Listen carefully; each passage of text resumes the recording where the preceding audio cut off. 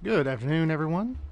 This is StoleYaSweetroll starting a build and chill live stream on Saturday. So, what are we going to do today?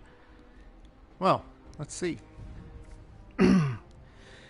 Anybody has any questions, comments, things they want me to do in today's stream, drop them in the comments section down below. What is happening, Shadow Dragon? How are you doing today? Good to have you with us. All right. Let's see. Let's see how many of my daily challenges got stole away from me today.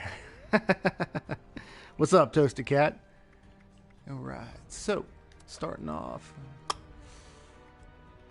Let's go in adventure mode today. Why not? Get some of these daily and weekly challenges done.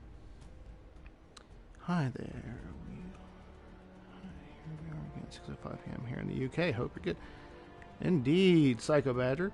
Good to have you with me. Good to have you with us here, Wasteland. Morning, Professor Sweetroll. Afternoon, 1:06 here on the East Coast. Sweetroll had too much of a lunch, and I'm just feeling all around stuffed. Went out for fast food. Ooh, bad idea. It's a bribe. It's like, hey kids, you guys want some McDonald's if you let me do some live stream? And they're like, yeah, we promise we'll let you live stream if you get us some chicken nuggets. And I was like, all right, I'll go get you some chicken nuggets. So, needless to say, a couple McDoubles later, and what's up, Tristan? Good to see you again. All right. And I'm over encumbered. Wonderful. And I'm going over area chat. I might have to fix that.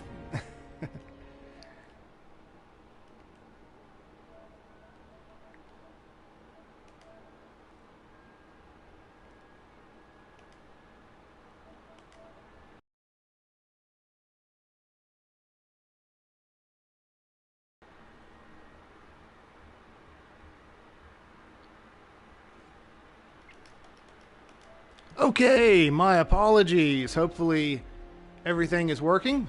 I had to switch over and make a private party. That way our live stream wasn't going over area chat in public. So, anywho's. Let's see. Challenges today. Alright, good deal. They are intact. Now, I would be half tempted to test my theory about going into a a private world to see if it takes away my challenges. I did it to my wife yesterday. She came into 76. She went into adventure mode, and I was in my custom world. And she didn't know that you couldn't do the challenges in worlds. And she was like, hey, I'm going to come play with you. So she jumps over in my custom world. I'm like, you can't do your challenges here. So she jumps back over to adventure mode. And when she went back to adventure mode, all but 2 of her dailies were automatically completed. So that's what happened to her yesterday.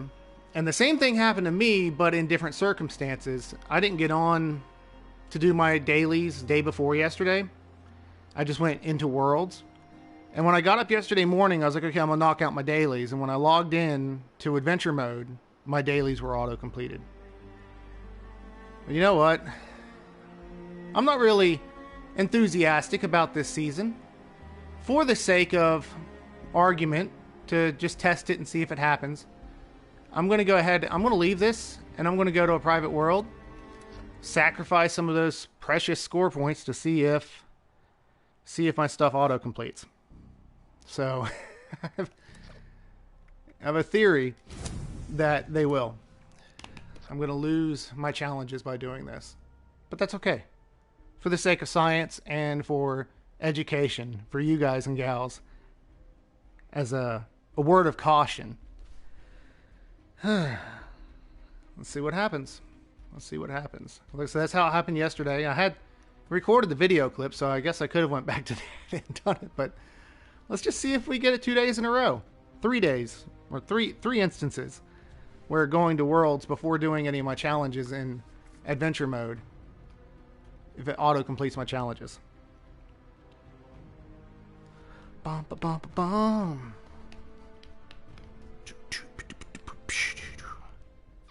Yeah, isn't that a shame? Like the only one that's really, there really isn't a whole lot on that board that I'm thrilled about, and it's kind of sad. I mean, the dog looks pretty cool, but everything else is just kind of mediocre.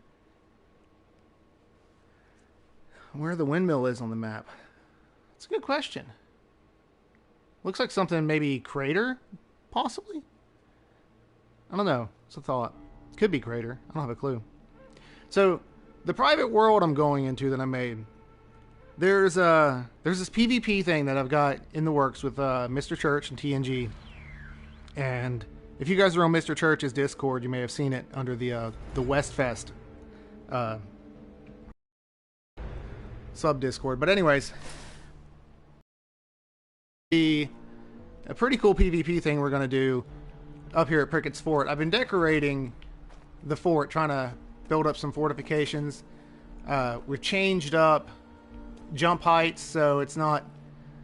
It's going to be interesting for sure. And we're going to be using period appropriate weapons and clothing, so we're all going to be dressed, 1890 and earlier. Nothing past 1890. So do a quick Google search on what was invented in 1890, and that's what we're rocking during Westfest. So we got pump shotguns, 44s, lever rifles, Gatling guns, and the like.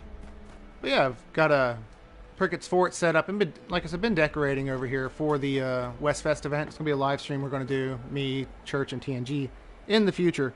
The next couple weeks, maybe 3 weeks. I'm not sure how long Church said he was going to be on hiatus. But after he gets back from visiting family, at some point after that, we've been talking about doing this for a good while. But anyways, got the whole sepia tone thing really adds to the Western feel. It's been a blast messing around in Worlds. And if any of you guys or gals want to join in and maybe partake in Westfest with us, just hit me up on PSN if you're on PlayStation. Send me a friend request and say, hey, I want in on Westfest. And, if schedules align and you guys are available the night we go, we'll do it. We'll get you in. In the Westfest server, we do have free crafting. So if you don't have the gear, no biggie. Once you're friends with me and you come into the Westfest server and you have access to it, on your free time, you can come in and you can craft, whatever weapon you want to use for Westfest. Or armor, for that matter. And under the mods for whatever you get, whatever you do, you can just go over and infinitely roll legendaries until you get a good gun that you want to use for Westfest. But anyways, that's... Yep. I wish we could. But that's going to be the game plan. So we're going to have, sadly, tops 8 people in the server. Bummer. I'd love to have more than 8 people and have multiple teams. But and also in my Westfest server, there are no PvP restrictions. So it's basically survival mode, except you don't drop everything on death. And we're still tweaking the damages and everything for that. But that's going to be... if my challenges auto-completed. So they are intact worlds. So let's go back over to public and see what's up. Yeah, that's going to be pretty cool. Roast my camp. That's going to be a pretty cool thing. He has a way with words, doesn't he? I'm going to play adventure mode. Let's see if my challenges are auto-completed.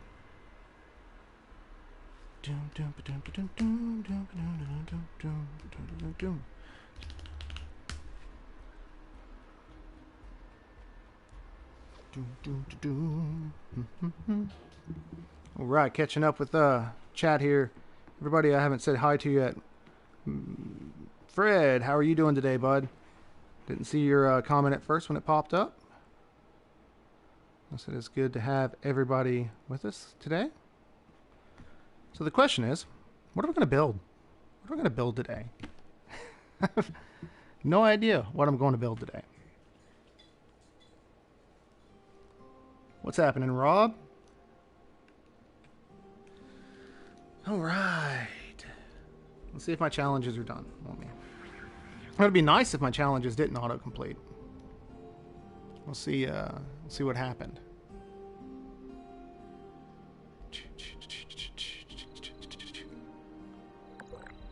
All right, pulling up the pause screen now.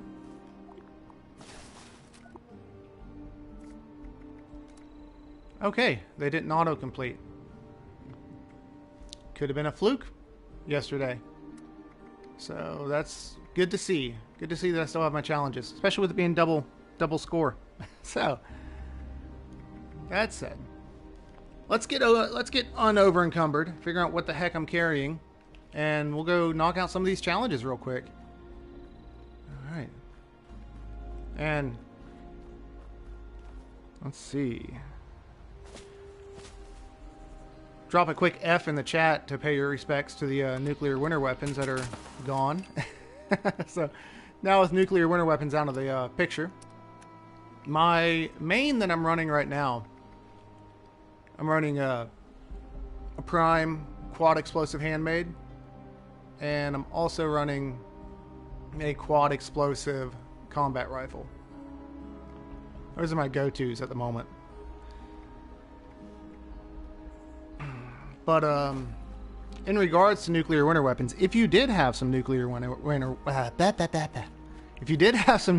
weapons and you're bummed out about them being essentially broken in the game, there are a few of them that aren't so broken. Yeah, find a place that this will slap down here. Figure out what's going on with my weight. And we'll try to get my weight under control, which my wife's been at me for a long time. You know, we got an elliptical. She's like, maybe you should run a couple laps and get that under control. But, you know, like in real life, as in the game world, I like being over encumbered. No, I don't. Let's see. Weapons. Well, there's part of the problem. Anti-armor 1-star. We don't need that. So let's just drop that on the ground. Weight to the top. Definitely don't want that. So we still can't walk. Let's keep looking to see what else is in our inventory that's got us over.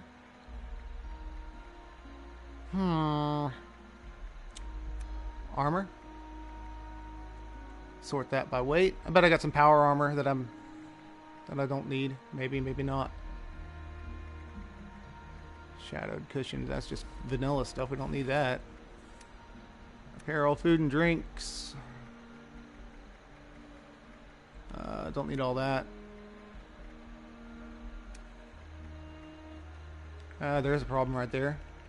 I did a lot of daily ops yesterday, so that's probably what's got me down so bad in weight. Is all the rewards from daily ops. Okay, I can walk again.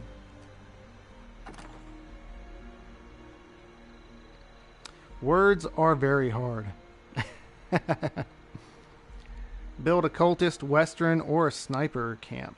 Indeed.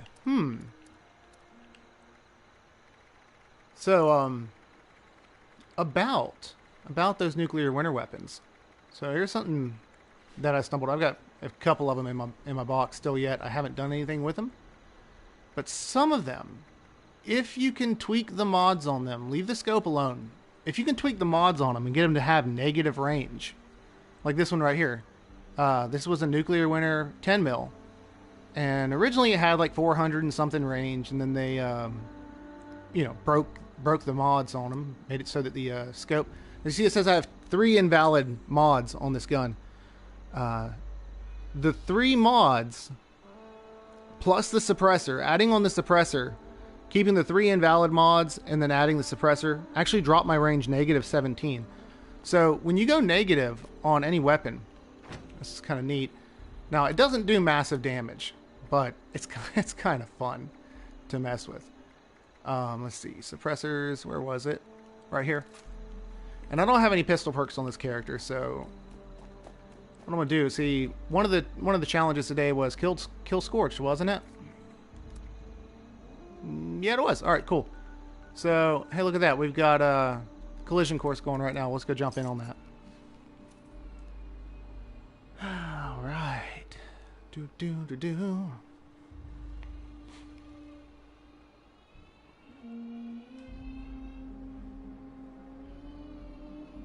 Oh, Jonah is making all sorts of racket back there. Hopefully it's not too loud coming over mic.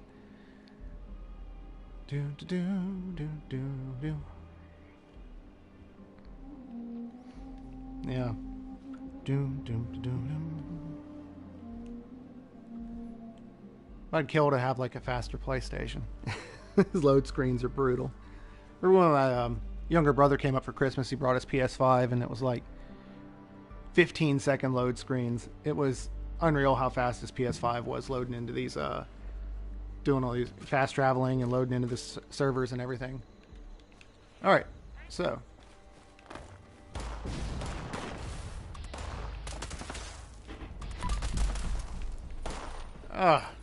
Come on. Let me see if I can't kill this. So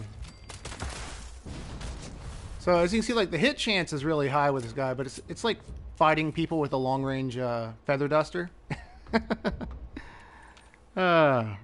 Cool deal. Jonah's not being too loud. So it takes a few bullets to kill things with this, but as you can see, the range is still through the roof.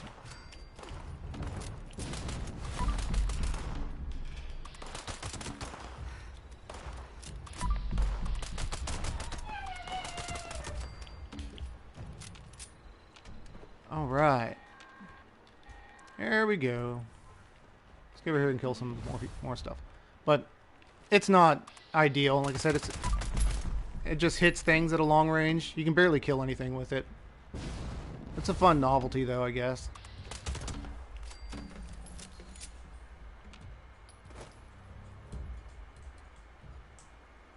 Oh, cool.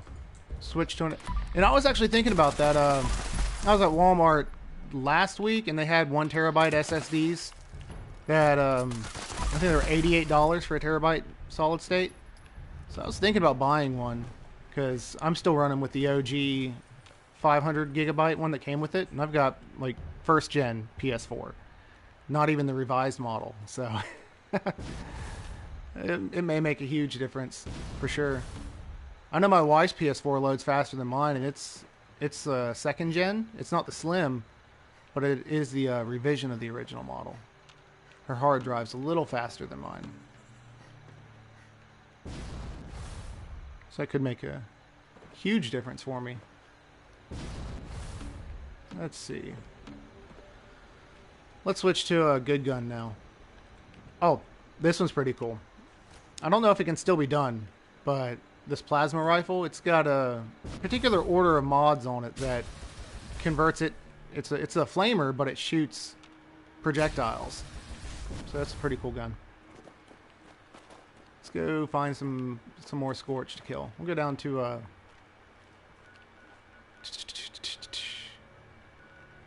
oh, it's nuked. Lovely. Alright. I know where some other places are to get some Scorched. We'll go,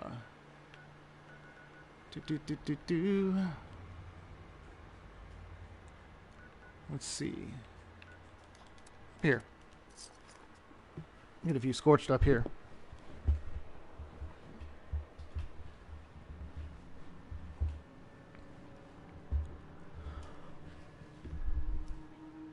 I get at least one of my challenges done, then we'll go do some building. That way I know they won't mess up on me somewhere down the line today and auto-complete.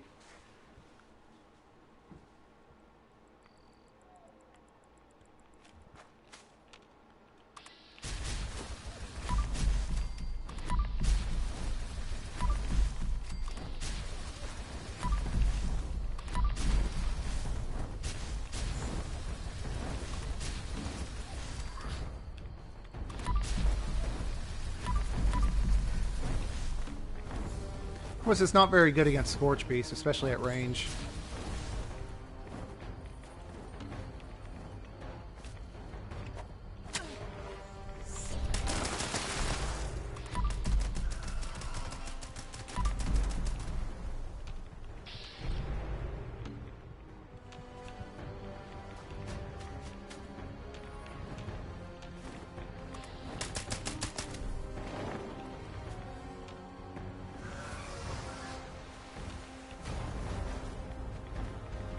I'm really missing that nuclear winter combat rifle against this guy.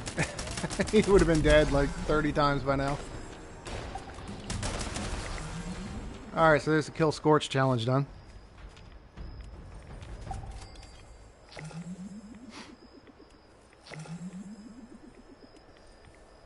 Indeed. I'll have to give it a shot, Fred, for sure.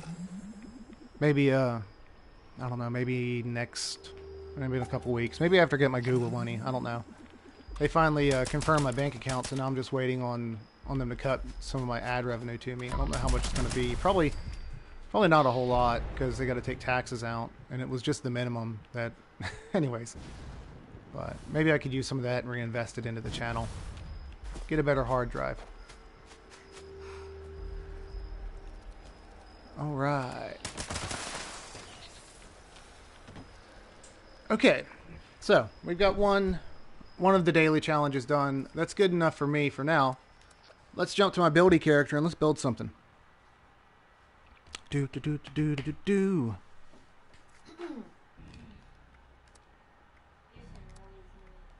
Let's see.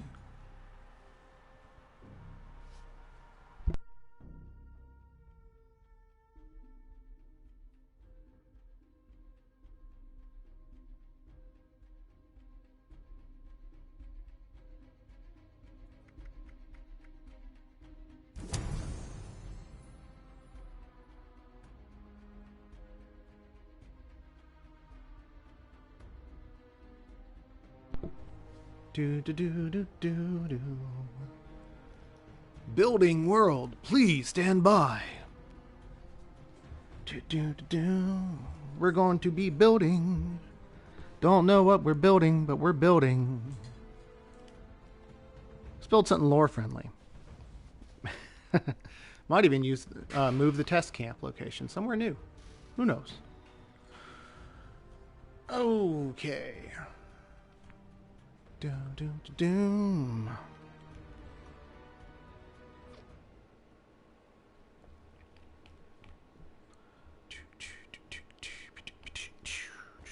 What's up, Ghost Wolf? How you doing?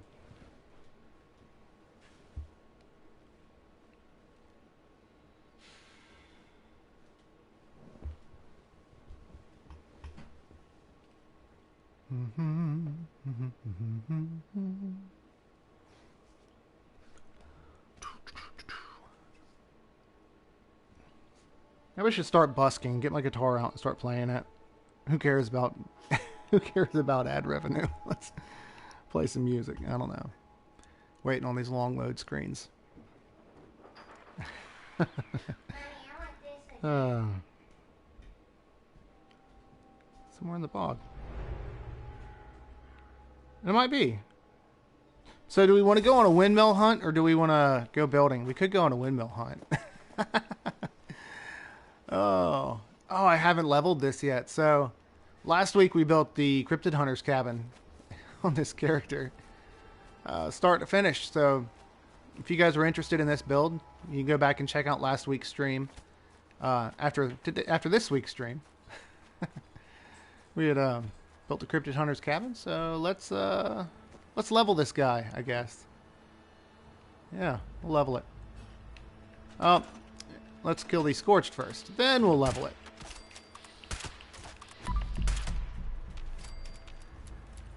Alright. There we go. Do you like the custom worlds? I haven't really built anything extravagant in it yet. But they have potential. I still am an avid fan of PvP. But... you know, it has its issues, like everything else in this game. Mainly the fact that you can't do team PvP hardly anymore in public worlds. You have to do individual handshakes, and getting a team dynamic going in public is really kind of hard. Most of the time, when you're fighting somebody or a group of somebodies, they tend to want to fight the weakest person in your group, and you know, it doesn't really make for a good time. So in the public worlds, it kind of gives us the opportunity to get friends together and do PvP oriented things that we can't really do in public because of the hassle of, oh, are we still handshook? Oh, I'm white again. We gotta re-aggro. Oh, Bob's handshake wore off. We gotta re-handshake Bob. So that's one good thing with Worlds. I can get my friends together if I had some. Just kidding. Got plenty of them sometimes if they're not playing Ark or playing Rust. But yeah, I do find the new Worlds enjoyable. I do find them enjoyable. There's a lot of potential.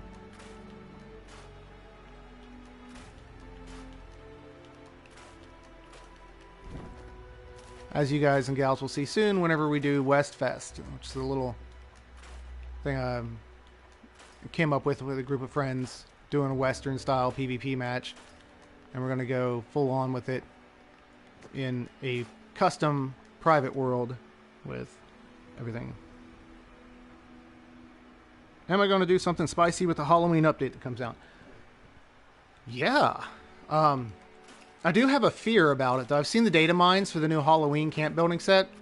And in the pictures, as I was looking at the roof pieces, and for the Halloween set, in the pictures of it, I saw there was, your slanted roof. However, the slanted roof in the picture had a window on it, like a window piece on it.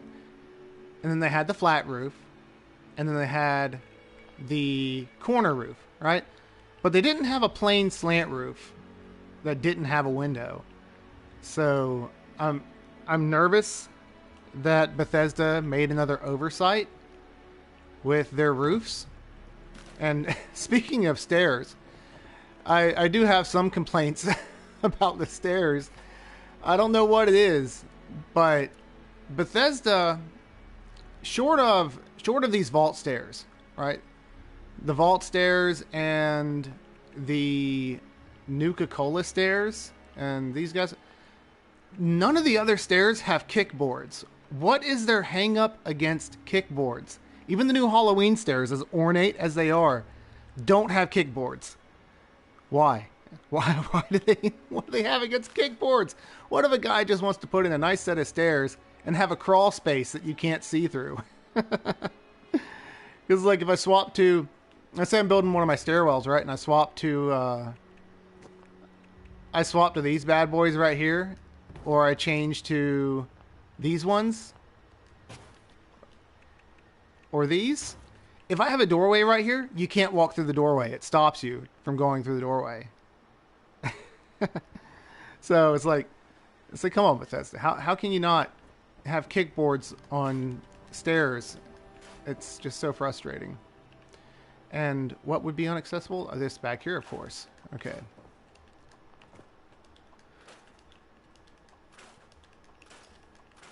Continuously tear this guy down. No idea what I'm building yet. All I know is I'm ripping this down.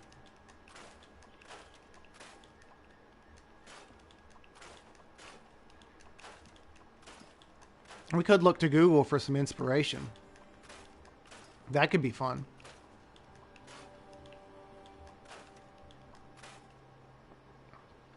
Are they ever going to give us glass windows? Lord only knows. Yeah. It's crazy with them. I don't know if... I wish they would just release the glass set from Fallout 4. I mean, that's just my personal... I know a lot of people want glass walls. There's the group of people that says, hey, I worked for it. We don't want everybody getting glass walls because we worked for it. And then, well, I get it. I get the stance. So, I mean, like, in my mind, well, let's make everybody happy, in a sense. Let's have a happy medium. Let's just release the glass walls from Fallout 4. It's better glass anyways. And then everybody can have glass walls. But, yeah. Bethesda's being Bethesda about it. But, given their recent thing with Nuclear Winter, where they're like, hey, we're getting rid of Nuclear Winter, but, hey, all those exclusive rewards that some people had to work hours upon hours upon hours for and really put in the long nights of hiding in bushes to earn, well, everybody can get those now. Okay. maybe they'll do the same thing with glass. And they'll be like, okay, everybody can have glass. Minerva's selling it. I don't know. You never tell with Bethesda and what they're going to do. I don't have a crystal ball, sadly. All right, so what to build? We got this nice empty spot here. What to build? So somebody had mentioned, let's see, sniper tower, something Mothman. Let's scroll back up the chat.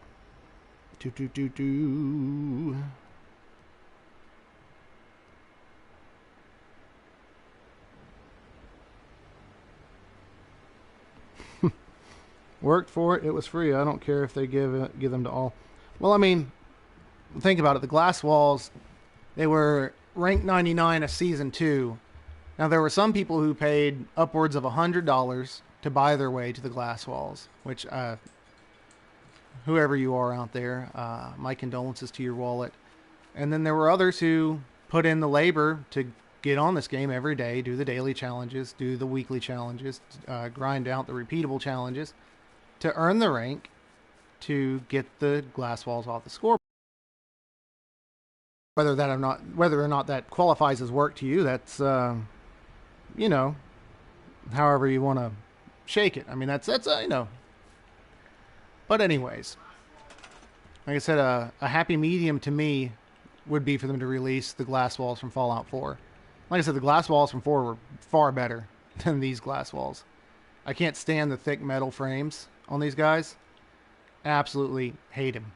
But the glass walls from 4 had thinner wooden frames, and the glass wasn't as green. Like a green, bluish green tint to it. So I liked the ones from 4 better. And the assets are already in the game, so all they have to do is, you know, make it a buildable thing. Like, everything in this game is just ported from 4 for the most part. But anyways, let's build something. Let's not get hung up on glass walls and whether or not they should make them free to everybody or if they should bring out an alternative, which I really think they should. At least bring out an alternative. Like I said, it's a divisive topic, so I want to stay away from that one. All right. So, what to build? What to build?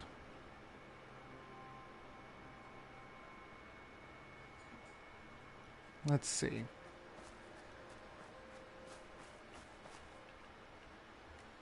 I just like start a build and you're looking at it and you're like, what could I do? So, idea. Let's raise this guy up just a little bit.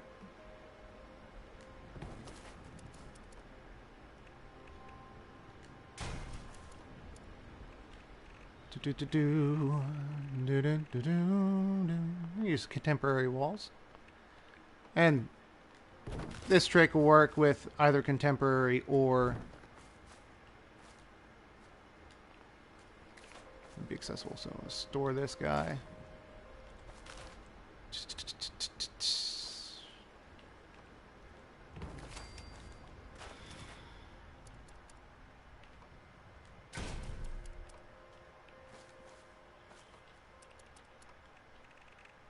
Flamethrower, where are you?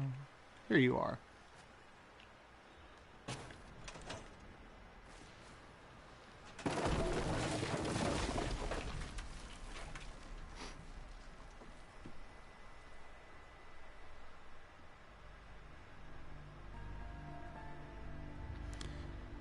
Your builds are really good, but the problem I have is that a lot of stuff you use is either from the scoreboards or bought with atoms, so I can't have a go at them. Indeed. Yeah, that's one thing I hate about this game is the things that kind of separate from Atom Shop and then what you have in the vanilla game for starters. So, let's see. And it's crazy how difficult how difficult the build system is in this game, especially without access to certain things. A big one is the fact that the catwalks. As much as I use them, they have become an integral part in the way I build, just from the simple fact that you can snap down off of them. Because otherwise I have to go through a lot of work just to get this one piece in. Because Bethesda disabled snapping down off of other pieces. Like, it used to be a long time ago, if I wanted to put in an underpinning, all I'd have to do would be put in a foundation, take a doorway, snap it in, move the foundation out of the way, then I could down snap off the bottom of the wall. But they removed that ability a long time ago because some people took issues with floating structures. So, tell you what, let's build something today without using Atom Shop objects. Without using Atom Shop objects. This is going to be challenging because right off the bat, it's like, okay, automatically I can't do custom floors because those are all Atom Shop. Every single one of them. There's not a single custom floor that's not Atom Shop. So that's out of the picture. I can't wallpaper because once again,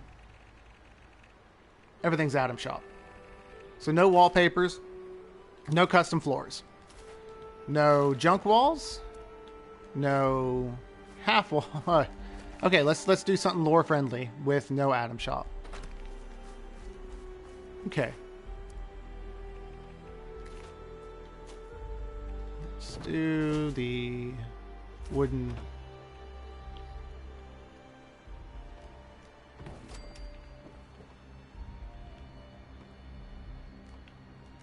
Without Atom Shop. So then the question is, there's a lot of things that I won't be able to do. Now, where do we draw the line though? Do we say, okay, some of the scoreboard objects are fair game? Because I mean, those were earnable without having to make an Atom Shop purchase, but it also involved being here. So, let's see. I'm reverting back to the old floor plan again. Alright. So, okay, I got an idea.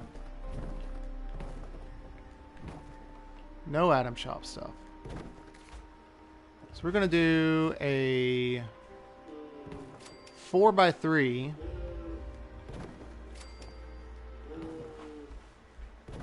Start out with a 4x3.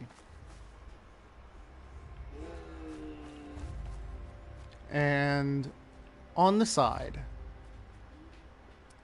let's take no Atom Shop. Too bad I can't toggle off Atom Shop objects. Is that? Let's see here.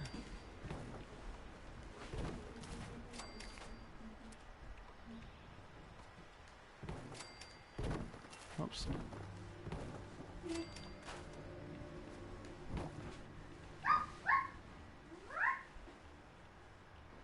Let me think here. Maybe right here? Could be too high. We're going to find out. Oh, I didn't offset. Oh, I got to offset it by half and not use Atom Shop objects. Okay. Let's offset it by half. No Atom Shop. No catwalks. We're doing it the hard way. Let's do this.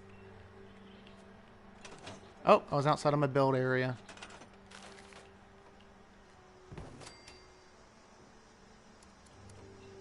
And it's really depressing when you look at what you have available to work with in this game without Atom Shop. It's sad. It really is.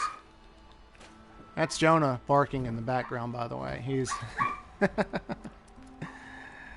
let's see here. I think I have that too high. Oh, I know I have that too high. It was way too high. Let's see here. Go back down.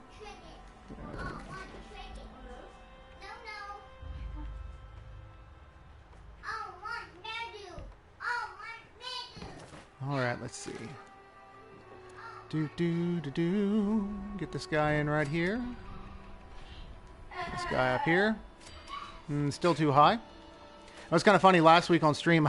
did that first try without having to go back and readjust it 400 times. And once I get this in, I'll be able to get this no problem.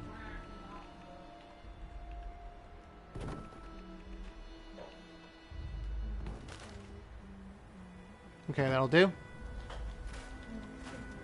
Oh, okay. I may have already shot myself in the foot because how I go about getting this up there. Well, let's just see if we can work it out without doing a swap.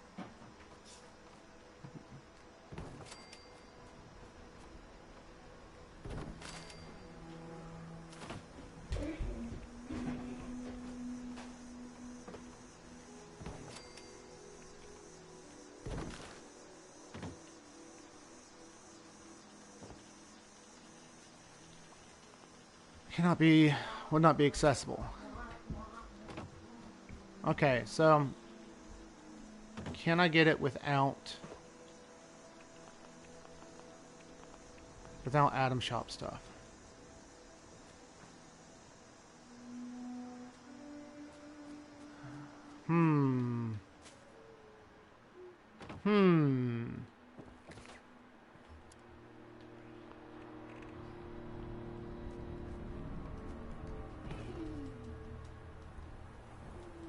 Serious? Okay, I got an idea.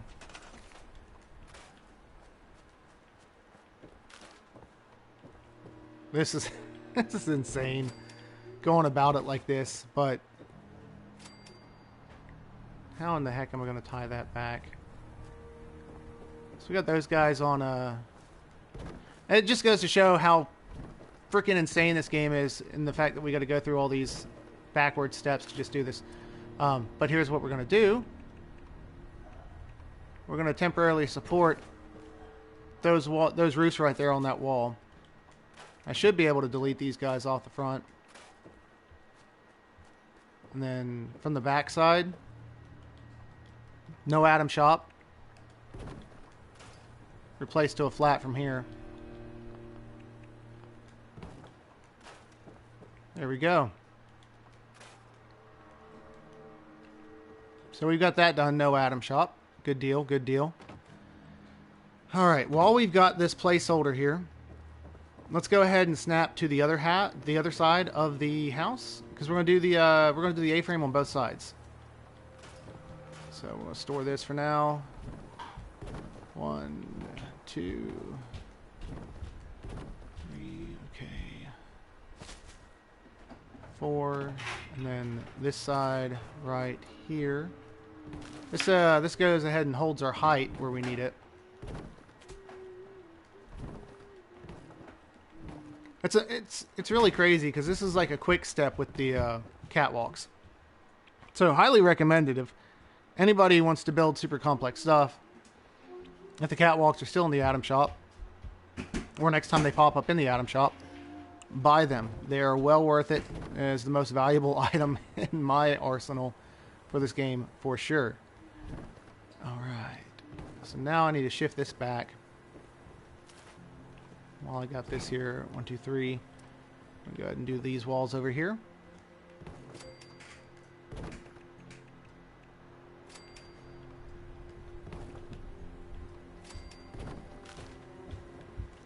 Junkie build, no Atom Shop.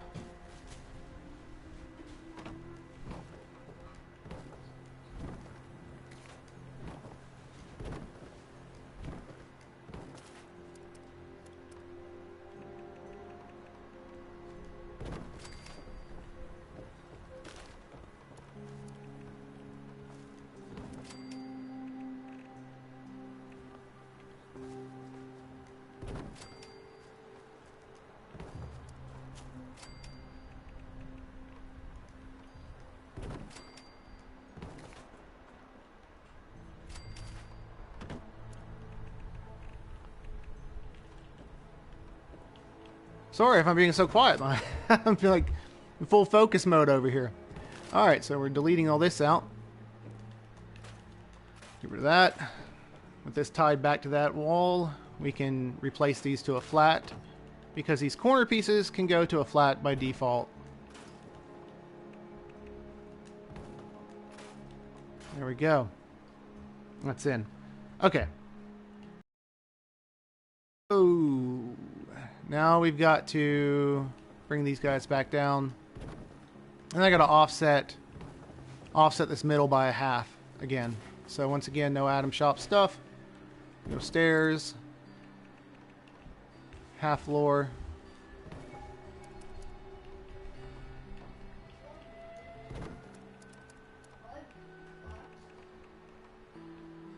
Come on. There we go. That to here, here, scrap.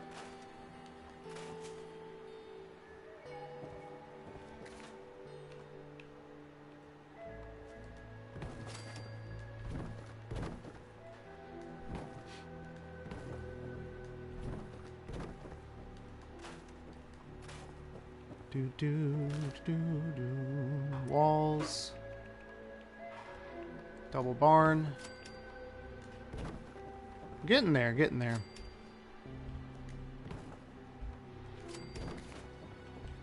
Go ahead and scrap these outside ones. Don't need those anymore. All right. Coming together. Coming together. All right. Now I need to put out a shelf and my flamethrower.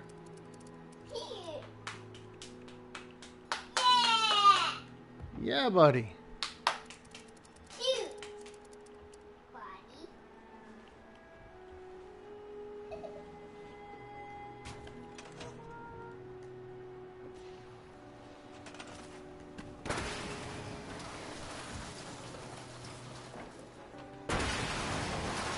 Alright, don't need that anymore. Delete the bottom one. Delete that one. Drop this back down. Don't believe there's any other reason for me to have this. You know what? Just in case I decide I still need this offset. This height remembered. I'm going to just snap off a foundation over here to hold that. Just in case. Keep a placeholder. In case you ever want to snap back. Have any need to. Or want to. Alright, so then we can snap this bad boy in here. There we go. So we got the side walls done. Repair that. And repair that.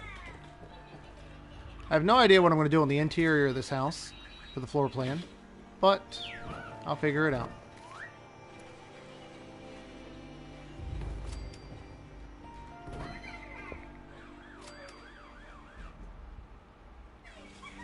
Do you think it would be possible to do double walls all the way around the house like that? I was thinking about trying that. Yeah, I don't see why it wouldn't be possible to double wall. Pretty easy stuff. You know, certain walls, as long as you put a foundation on this side to snap them in, it would go. And with the arches, if you use the brick, let's go to our arches real quick. The brick arches will actually let you double wall if you break them. So if you go to the flamethrower and wrong button there. So when you're double walling with the arches, you can use the brick and break them with the flamethrower, and that'll let you double wall these as well.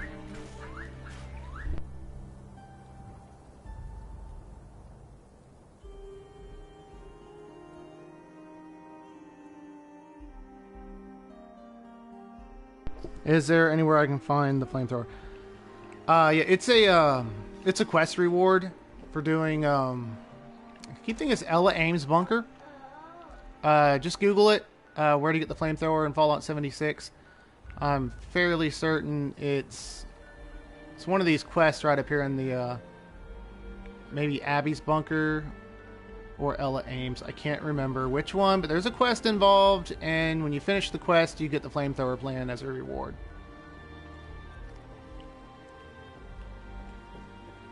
Alright. So, on the front of the house. By 4.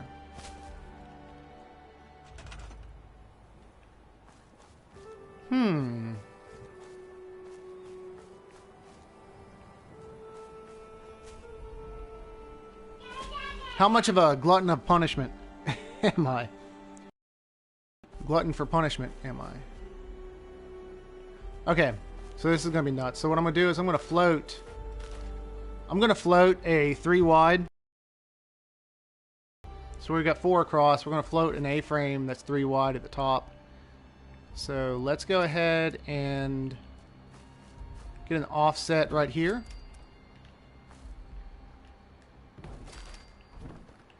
Oh goodness, get over there.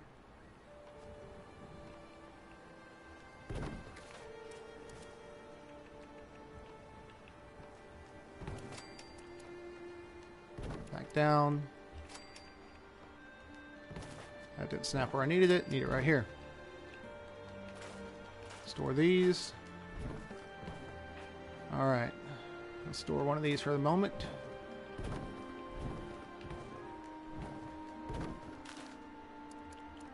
Walls.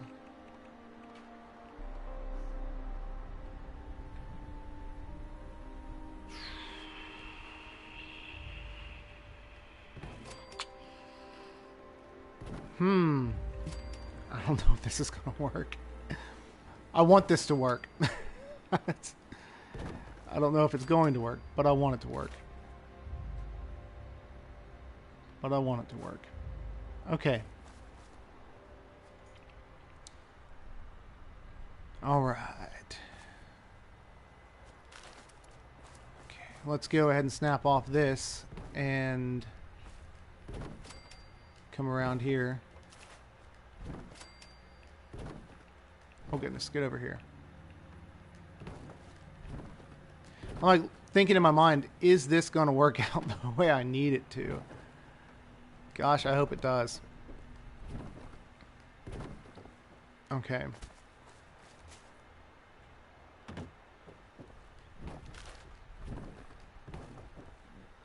So the fun part's going to be in floating all this. Getting it to detach from the doorways. Because as you can see, they're dependent on each other right now. So I can probably swing it though. We'll see.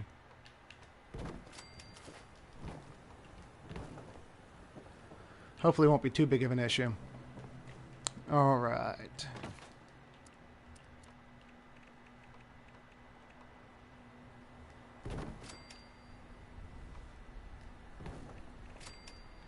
No. What am I doing? Don't need that there. I need to do a half.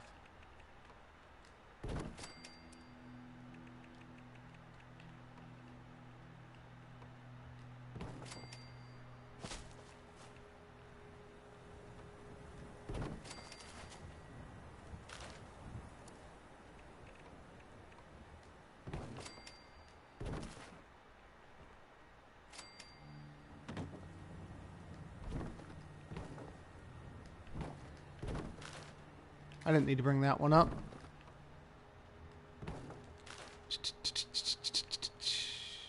We need to bring this one over here. And once again, do this roof. And this roof to support them. How do you make your hanging oil lamps? Pretty darn easy. You just got to use the camp module. What you do is to build the oil lamps, you'll build a wind chime on the wall like so, right? And then you'll use a piece of floor decor as an anchor point. Sometimes I'll use a potted plant, sometimes I'll use a conduit, sometimes I'll use a rug or whatever fits, you know. But what you'll do is you'll take your piece of floor decor that you use. Let's say we're using this guy right here. And then you go over to your lights and you get your oil lamp and you build it on top, like so. And you grab your camp module. And this is the anchor point for our oil lamp. Taking it, float it up off of this bottom object that you're going to use to support it, and then just slide it up against the wall, in line with your wind chime, which it is not. Oh, not the wall. Oh, not there either. Well, it's out of alignment, but you get the point. Basically, float it up off of a floor decor, get in line with the wind chime, and there you go, hanging lantern.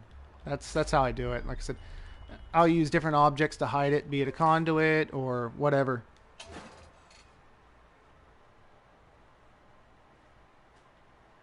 Hey, StoleYaSweetroll, I was wondering if you could do a quick drop merge, up merge tutorial using the pressure plate plus mannequin, because it seems no one has combined the two into one video. So,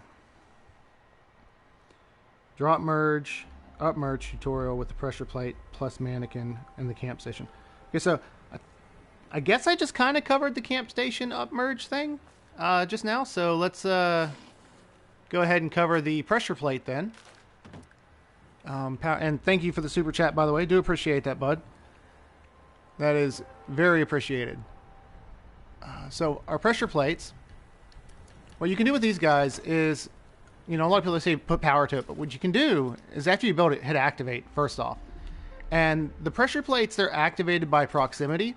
So you see when you're standing on it, it actually drops down the pressure plate. Now, the way the game is coded, the mannequins are coded as NPCs.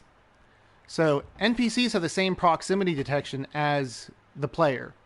So whenever you put a NPC near a pressure plate, as you can see, it actually activates it. So what you can do is you can put your mannequin on top of the pressure plate.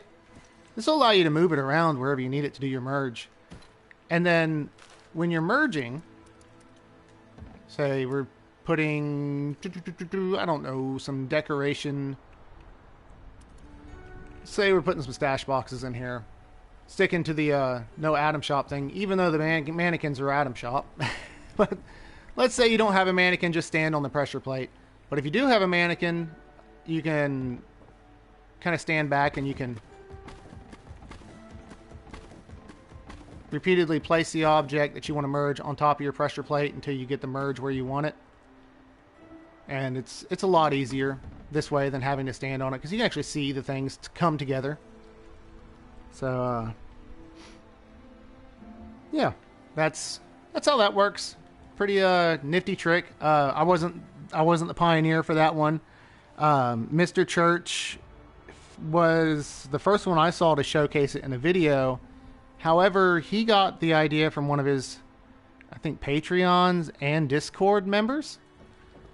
So yeah, hats off to the person who figured that out. I think I'm horrible with names, so I know he told me once who it was. I can't remember, but it was somebody in his Discord who told him how it was done. And spectacular trick. Hats off to the person who figured that out. So that was pretty awesome. Okay, back to this nightmare. So what I'm thinking, I'm wanting to have an A-frame over the front, a double A-frame. This is going to be interesting. There's going to be the 3 wide A-frame. There's going to be a 2 wide A-frame coming off of this. Now I wonder if the 2 wide A-frame will cover up this little hole, because there's going to be a hole in the front wall. Hopefully I didn't mess up here. Okay, so the next thing I have to do, I have to float. I have to figure out how to float this upper structure on this top A-frame. So this is going to be interesting, because these guys right here, they're tied to these guys. So I got to get them detached first off. So let's come over here. I've got an idea on a way to do it. Hopefully this works. We're going to take and we're going to put in. Well, you know what? Yeah, I know exactly how to do it. I don't know why I'm like piss-potting around. Because, yeah, same way I did the upper one. We're going to tie the support to this wall using this roof piece. And that's tying support to this piece. So it's getting support from two different directions. It's getting support from below and support from over here. So that means we can delete this piece out. It's still supported. And then I could just delete out the roof. It's weird. It's weird how these roof pieces, when you attach them to the top of these arches, when they're attached at an angle, they don't seem to register support the way you usually think they would. You could just delete them out. It's kind of funny. So let's come over here, and we're going to do the same thing over here. And once again, we're for those of you who are just tuning in, we're building this build today without using any Atom Shop items for any merge tricks, for any decoration, for anything. No Atom Shop. So this is a build that, in theory, a player who just started today could build if they had the resources to do it. In theory. So, let's keep going here. So here's the next big issue right here. This little gap right here. I'm hoping my porch roof will cover it up. So that's what I'm getting ready to test right now. Because the porch is going to have an A-frame over it. Going crazy with the A-frames on this one. It might look like complete trash. I don't know yet. So we're going to learn. We're going to find out together. And it looks like the porch is going to cover up that hole. So we're going to leave that hole there. So the front of the house is going to look kind of like this. As you can see, we got this A-frame here coming out to another A-frame on the front. And then the large A-frame on the back. It kind of reminds me of a double wide. A modular home. So, anyways. And that was no problem, Matt. Alright. Readjusting myself. It was a little uncomfortable. So here we are. We've got the front A-frame partially in. We're gonna float. We're gonna float some arches in on the front of that as well.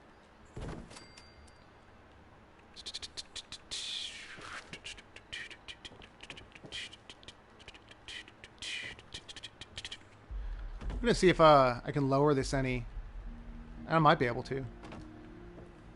Yeah, I can lower it just a little bit. That could be interesting. I think we will. We're gonna lower this roof, this front roof. So we're not gonna worry about this right this minute. We'll delete that out for now. We'll get to that in a moment. In the meantime, let's continue getting the inside of the roof, inside of the house done. So go ahead and pull this back. Let's see, no contemporary porches either. All right.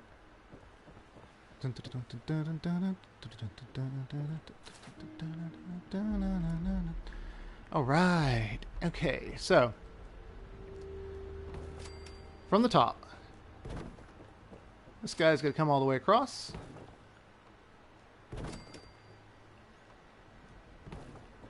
It's going to come in like so. Kind of crisscrossing on each other. Ooh. Okay. I need to offset this roof by 1/2. So when I go in again right here, it's going to cut through all the way to the back side. I don't want it to do that. So I have to do a roof merge. I have to do a offset 1/2 roof merge. And that is at the custom height. So using our placeholder, I need to cut back 1/2 from right here.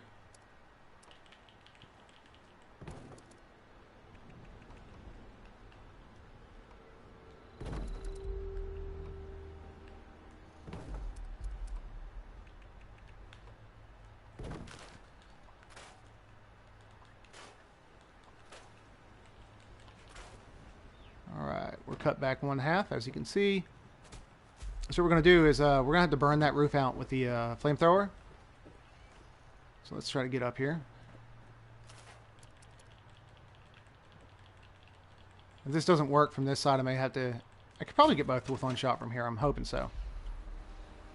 So let's see. 1 and 2. All right, cool deal. Don't disarm it because now I got to repair it. Darn it. I got to store it. Okay, so with that broken, we can listen to Jonah squeaking beside me. And we can come up here with this piece right here. I'll store this one out of the way for now. For the fun part, we've got to float in a roof.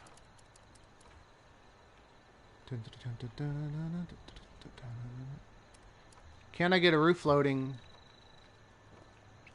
without a swap? Yes, yes I can.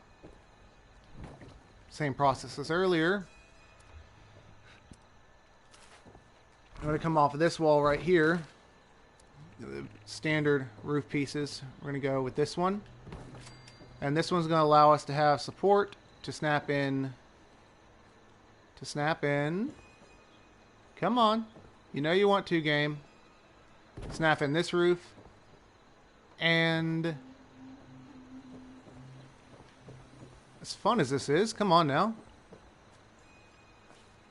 Come on. Cooperate. There it is right there. Okay. Now, these guys are going to be a little bit shimmery up top, so just because of the way that I have to merge them together. But yeah, we'll scrap that out. Replacing to the flat from the angled piece, or corner piece, I mean. Alright.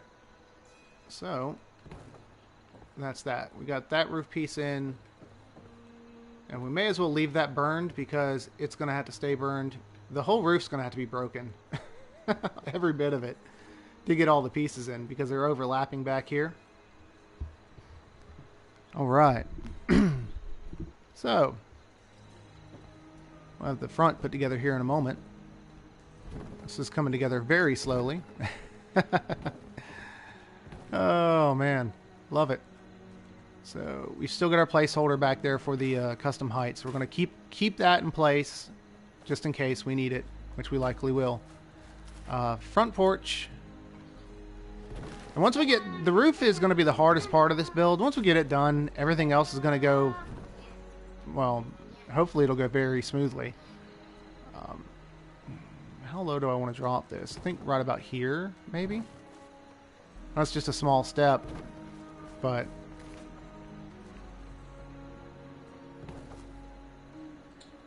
That's kind of what I'm wanting, something along these lines on the front porch. Or the front porch roof, actually. The porch is going to be level, but the roof is going to be at a different height. So what we're going to do, using the barn walls, I'm going to go ahead and go all the way around this with barn walls. And I'll show you why here in a moment. But what we're going to do is we're going to be using the replace function to actually change these out to a shack wall, and then we're going to break them. It'll look pretty cool, I hope. I hope. In my mind, I'm thinking it's going to look really good. But, you know, things can always change once you try to put something into practice. Sometimes an idea that you think is good can actually turn out to be a bad idea. That looks pretty good right there. I like how the gap is kind of dropped down some. Looks odd right now, but trust me, it'll look pretty good here in a moment. So what we're going to do is we're going to bring this up, bring this one up. And once again, this is all done with all things that you get in the vanilla game from the start. No Atom Shop. So then we're going to replace this to the shack. Hopefully this works. Otherwise, I might have to change the order a little bit. Oh, wait. This has to be a doorway real quick because I have to get rid of these placeholders. Because if I change them to a solid wall, then they're going to register support on those placeholders. So they got to go.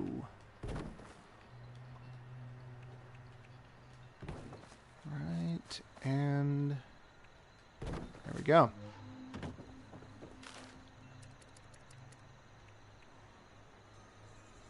Hey, no problem.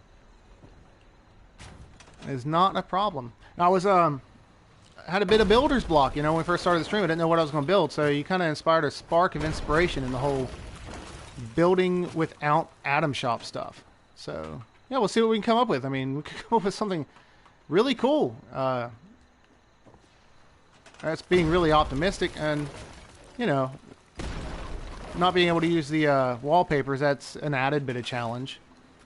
Oh, darn it, I just scrapped my flamethrower. That's alright. Now with your walls broken out, hopefully, kind of crossing my fingers here. Yeah, right on. Now we got a nice porch railing to go on our porch. Okay. So next up, obviously we got to cover up this gap still yet, because it's going to be there unless I put a flat roof out here. That's the game plan. We're gonna burn this out and add in a flat roof underneath that roof. So to do that, and we have to kind of be careful because this roof, it's floating. There's no support. It's, in order to get it back to support, I'd have to drop this down and retie it in, and then this guy would have to be changed back into a doorway. The whole process to reattach support. So we have to be careful when messing around with these bits right here, because if we do lock anything into it, it's going to be a challenge to get it unlocked. So keep that in mind when you're building your build.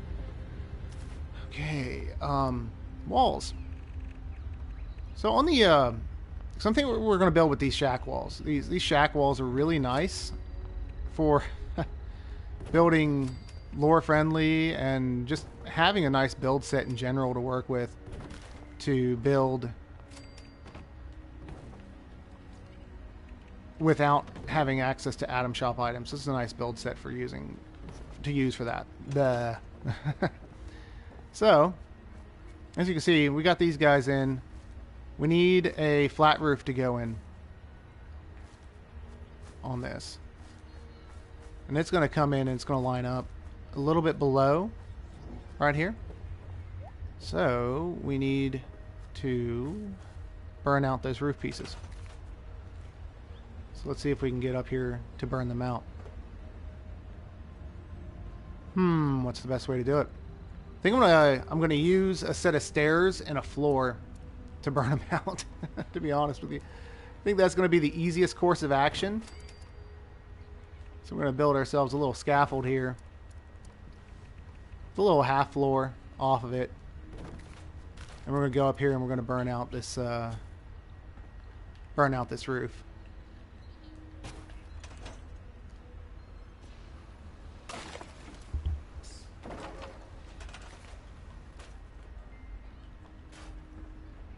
Let's move this over. It's such a slow process too when you're not working with the catwalks and all that other stuff. But it is what it is. And we will get through it.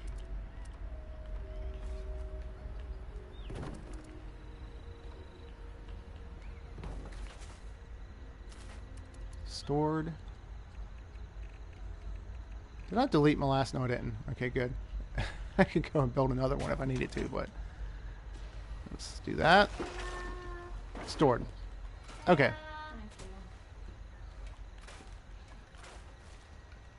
Let's get a roof under this real quick.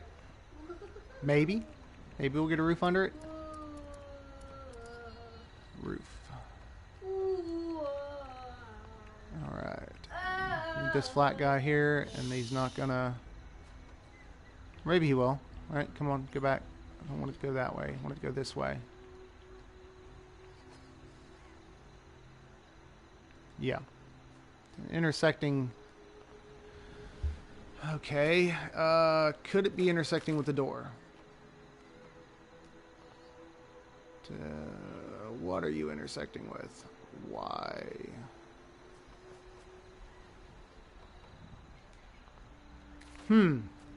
Okay. Let's try to get one of these in.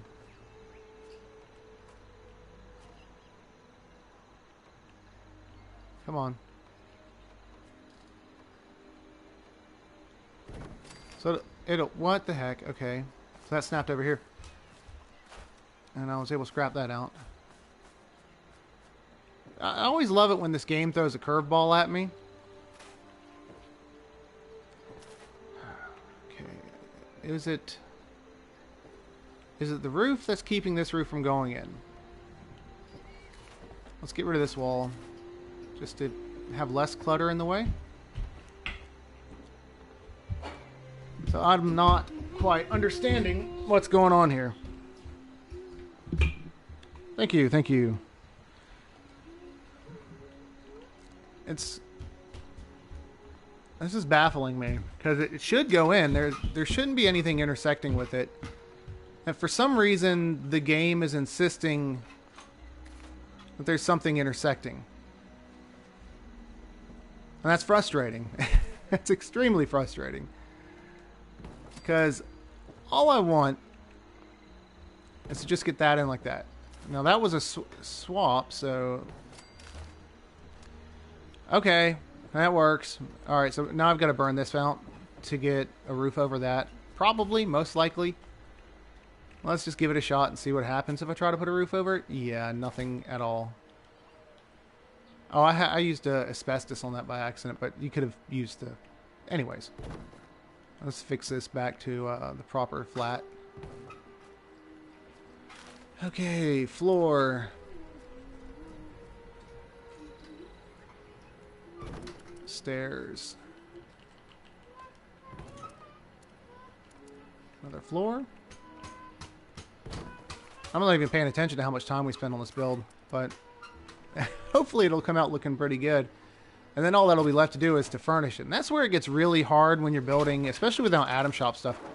Because the majority of the decorations in this game are Atom Shop. They don't give you a lot to go with on from the start. Give you some crates and whatnot, and then they call it good. But okay, that one's there. That's there. Okay, so we got our flat roof over this. Finally. So you see it's kind of got this little, the reason I wanted it facing out this way is so that we'd have this little face board right here underneath that. Looks pretty good. So, continuing on with our crazy build. So up here, I'm going to do like the mix match thing that I did with the Cryptid Hunter's Cabin. We're gonna mix match in the industrial set along with the shack walls to kind of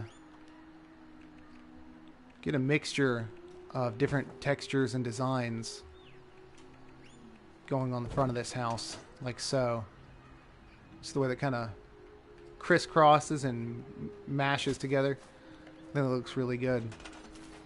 And right here we're going to use the shack walls again. So that's coming together.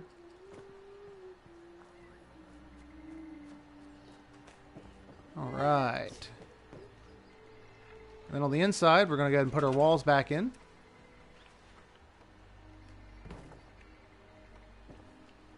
There we go. That's in. We got a little attic space here above this. Covers up the hole that's in the wall on the front pretty nicely. Alright. About to sneeze. Okay.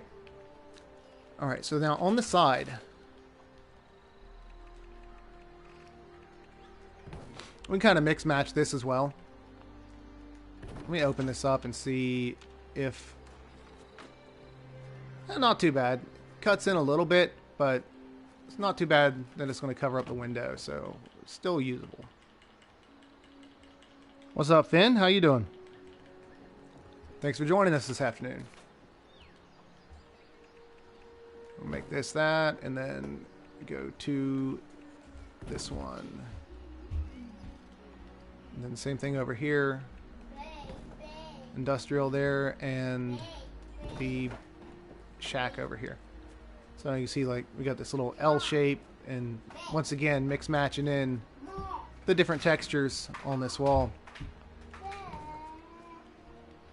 But you know what? Too many windows. Let's make this a solid wall. Or maybe even we can make this the industrial wall. That looks pretty cool like that. I like that. We're going to go with that. Industrial wall in the middle. Looks really good. I like that. So, moving on. And you could go back and make these interior floors concrete. They'll look pretty good too. Good concrete floors. Which my rotation's all whack, but whatever. We'll work that out later.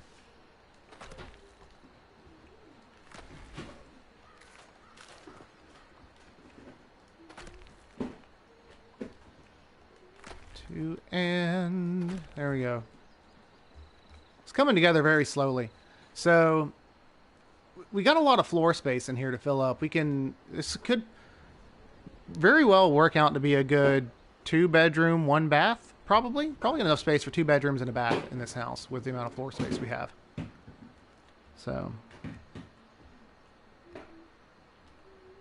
let's see, what happens if someone breaks your build? When you repair it, won't work, will it?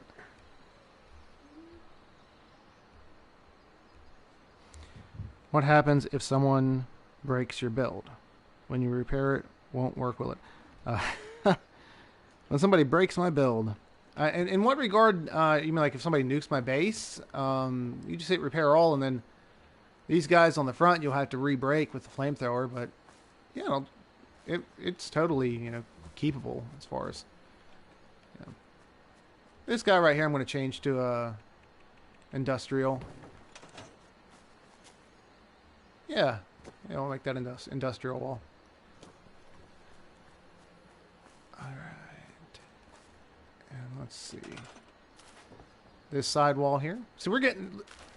The hardest part is behind us right now, so we're getting there. As far as finishing up this build. Ugh. My arch nemesis, the unbulldozable Flora. Love it. So these guys right here, if you get issues with these guys not bulldozing, a lot of times you can use... I'll show you guys a neat trick here. If you get some issues with some things that don't want to bulldoze, like these flowers here, wildflowers, whatever, you can go into your floor decor. Goodness, Jonah, that's very loud, buddy. That hurts my ears. Please don't do that. Cody, try to mute a minute, honey. And you can snap in the confetti from the Foshnot event, and then you can snap the foundation over it, and a lot of times that'll take care of 9 times out of 10 it'll take care of things clipping through your floor that you don't want there. What's the matter, Jonah?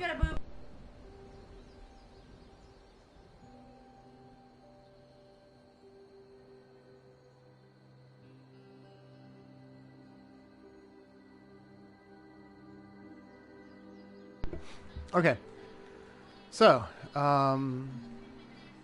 we got to get this back row of roofs in, but in order to get that, we have to get the top of the house done. So let's go back over to our roofs.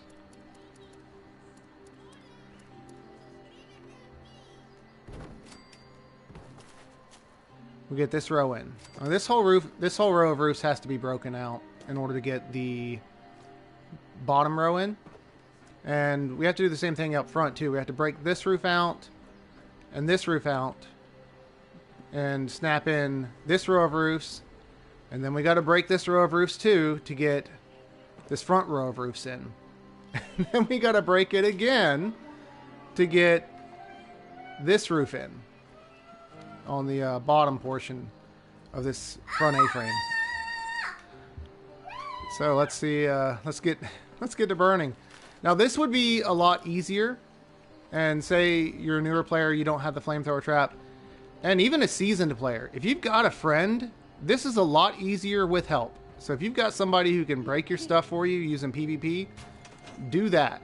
Don't go through all this trouble with flamethrowers, because it can be a nightmare. That's okay, bud. Sorry I had trouble understanding what you're asking, dude. But yeah, if somebody nukes it, you just hit repair all on your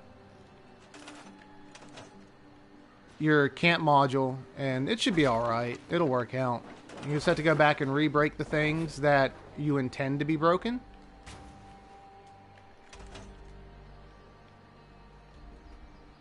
Come on. Re-trigger that. Oh, it's too low. 1, 2, and I have to redo that again.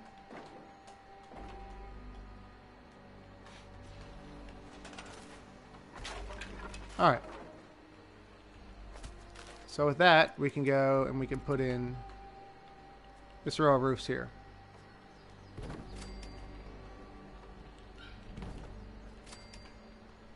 And it's always easier to get the roof first than to go and do the interior bits. Because sometimes if you do the interior first, when you go to do the roof, sometimes you'll get collision issues. So it's better to do this first than it is to do the interior first. I could have stood to have that a little lower on my A-frame, but that's okay. It's just a little bump. Alright, so with that in, let's go around to the front and start snapping in our roof pieces on the front of the house.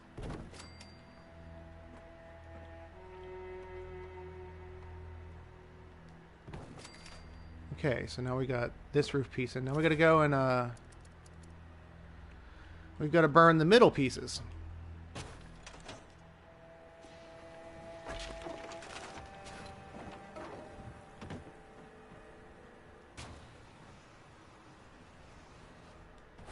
Oh, let's try that again. There we go. So now with that burned out, we can get in the top row that's intersecting with this roof piece. Then we go back and we burn out the middle ones again. That's such a long process, I know. Get on the roof.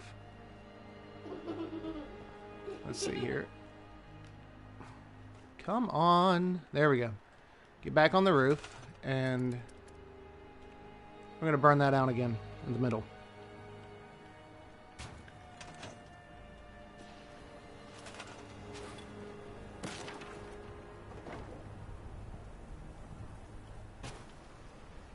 Too high.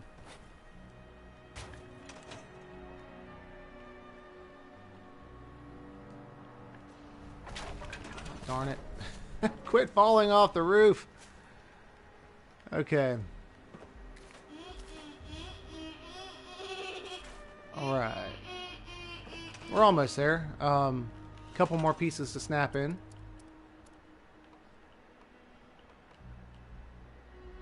I think right there.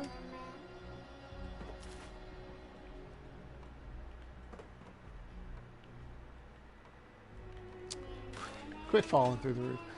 Oh, man.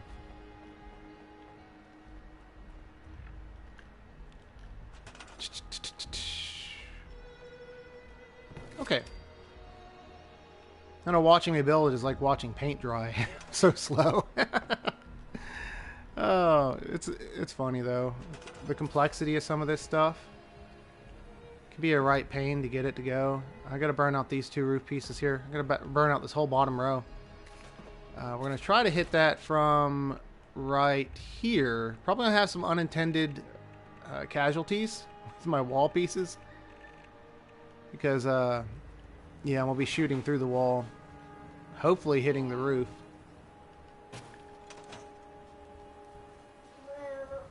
What backpack do I have on?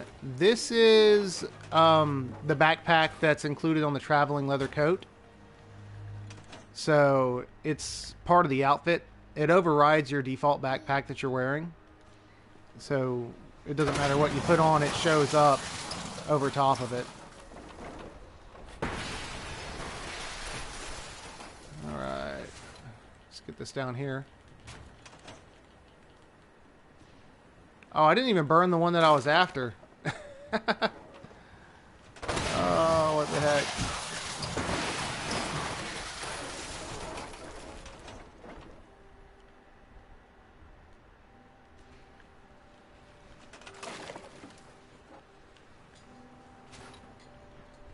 It's gonna break this whole thing.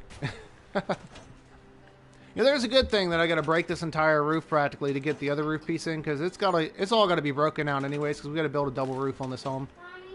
Let's see here. All right, so we'll store this. All right, and now we can get the last roof piece in. It's so hard to see. Come on. Wall top arch. Top arch. Top arch. And top arch. Okay. So we get our top arch repaired. That way I can see my snapping point. So I got to snap a roof piece to that bottom arch, where it's coming down like that. And then we got to burn that one out, along with burning out the back row of roofs. Because what we're going to do, we're going to layer in a set of flat roofs in here. And then we'll have an attic space up here that we can put our power.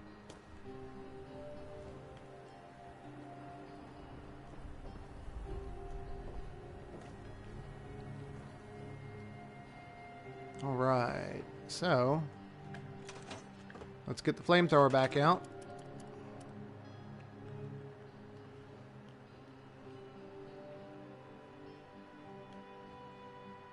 Try to hit this guy that's on the bottom.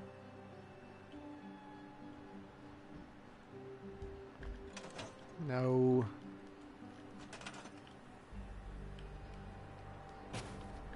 Alright.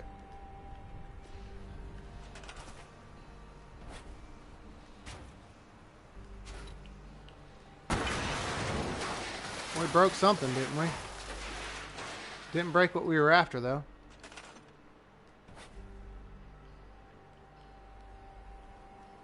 Let's try hitting it like this. That's got that. And then we'll do it again right over here.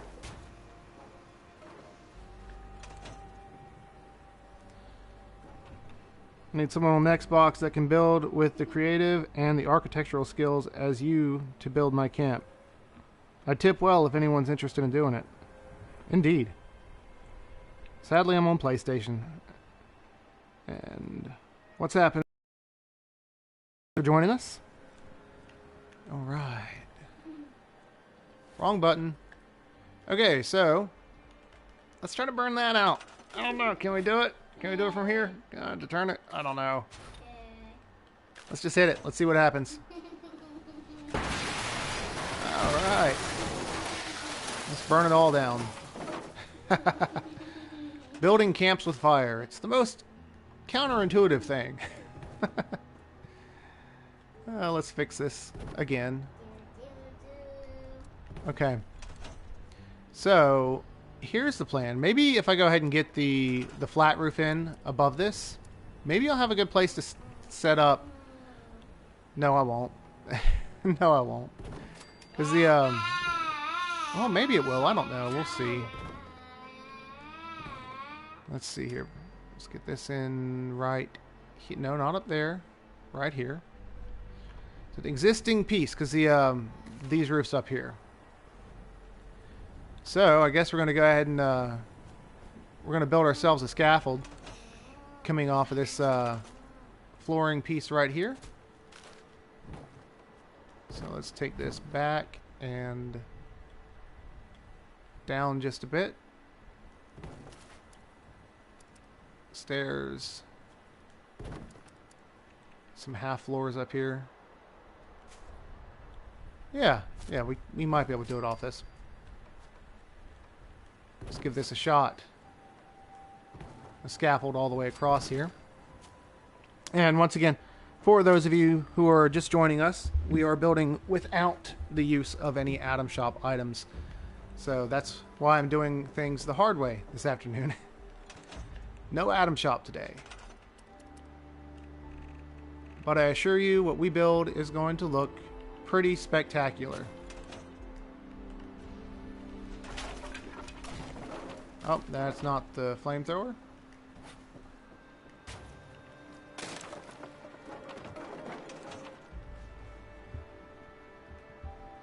Come on.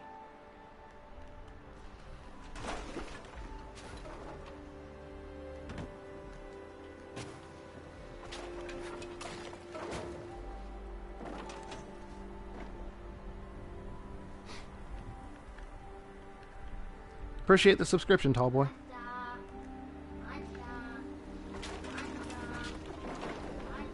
Alright. So, there we go. With that done, we can remove our scaffolding. And we'll keep this here for now.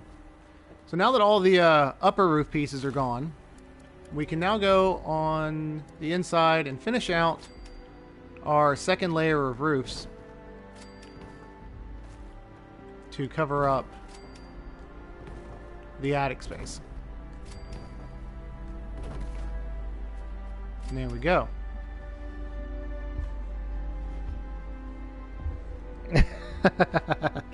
I hear you, Fred. Yep.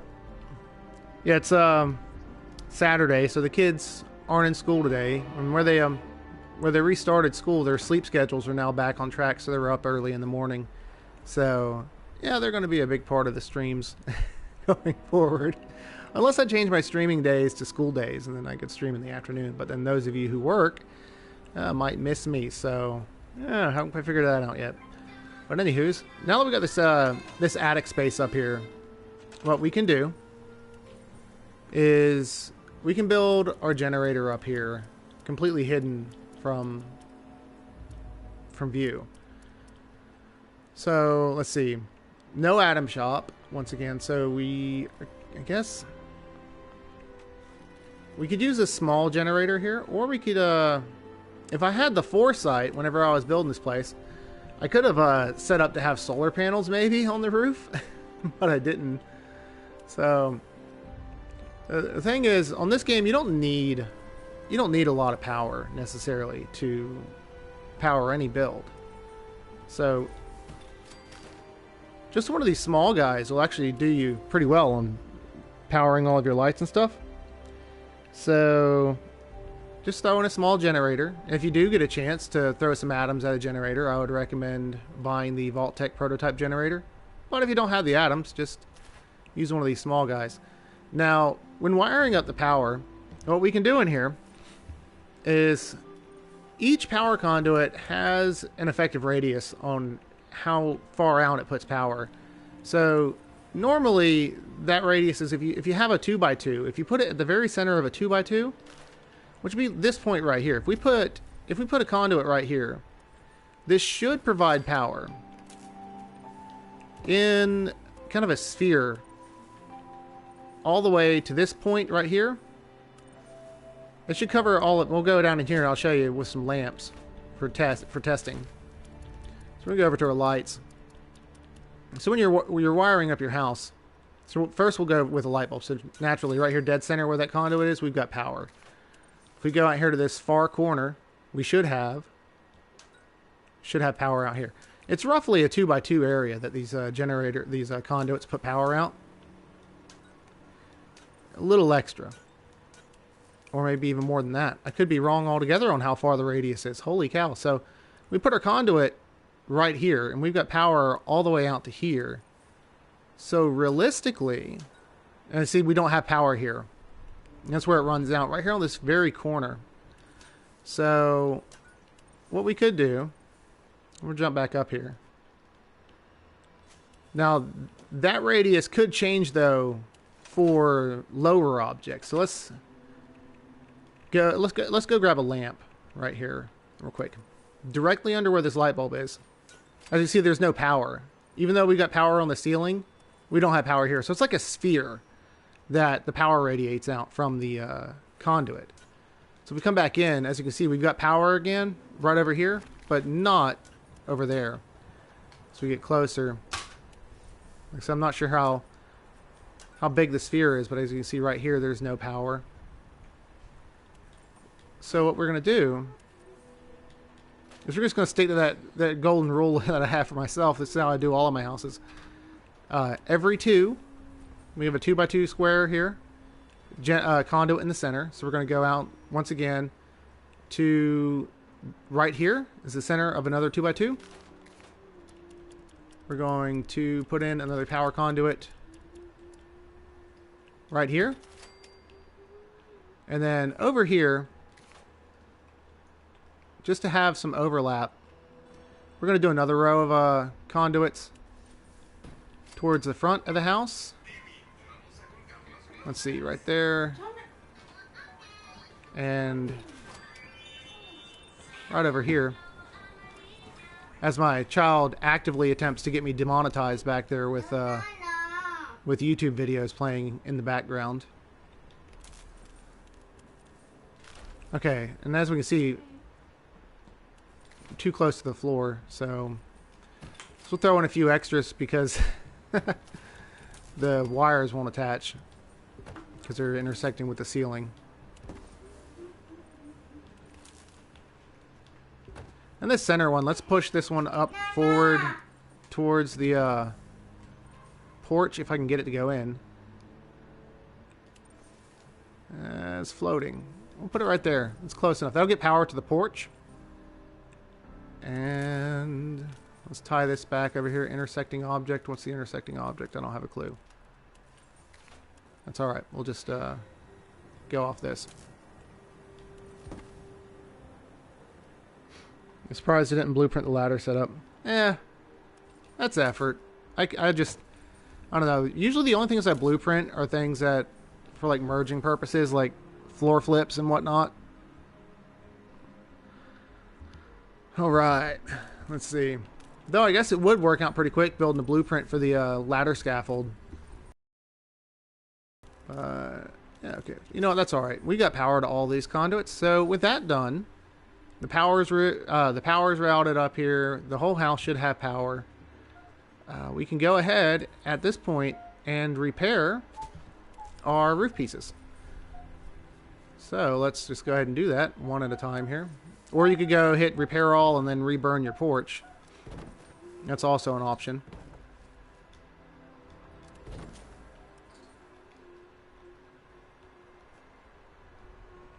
Let's see here.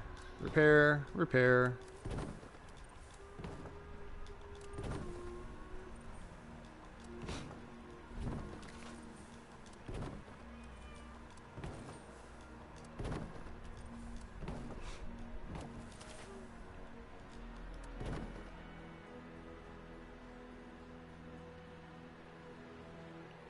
Cool deal, King. Appreciate it, man. Yeah, I don't, I'd thought about it maybe a couple times to do a no Atom Shop build. And I never did do it. Mostly the no Atom Shop thing was to be a jab at Bethesda for making the game so monetized in a sense that, so actually that's a redundant piece right there. I don't even need that roof piece. See that one that's merged in right there? That's not even needed. So I need to get back in there to get that and delete it. So with no Atom Shop stuff, let's go ahead and find that redundant piece and delete it out. Which one was it? It was one of these overlapping ones that was coming down. It's right there.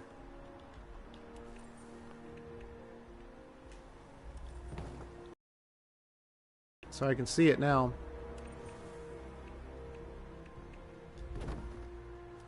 So this front piece right here, these two arch pieces, they're actually redundant. We don't need these guys built in here, so we're gonna scrap that one. Gotta make sure I grab the right one here. This is being a bit difficult. The one that says repair, and then we're gonna scrap the one that has to be repaired. Now, hopefully I wasn't wrong in that, but I'm pretty sure they were redundant. And it's hard to tell sometimes whenever you're building a roof and it's broken and you're trying to patch in all the gaps and whatnot. Make sure you don't have any holes. But yeah, as you see, the roof's still clean up here by deleting those two pieces. I mean, that's just budget we didn't need to waste on those two pieces. It's a bit overkill. So those guys are out and good to go.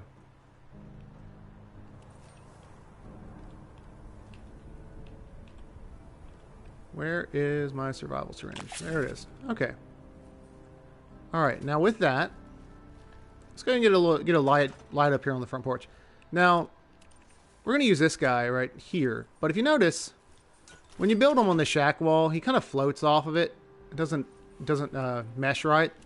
What you can do is you can take this wall and you can replace it to the barn one or any of the other ones that have a nice flat surface, barn or industrial. And then you can snap it in flush on the wall.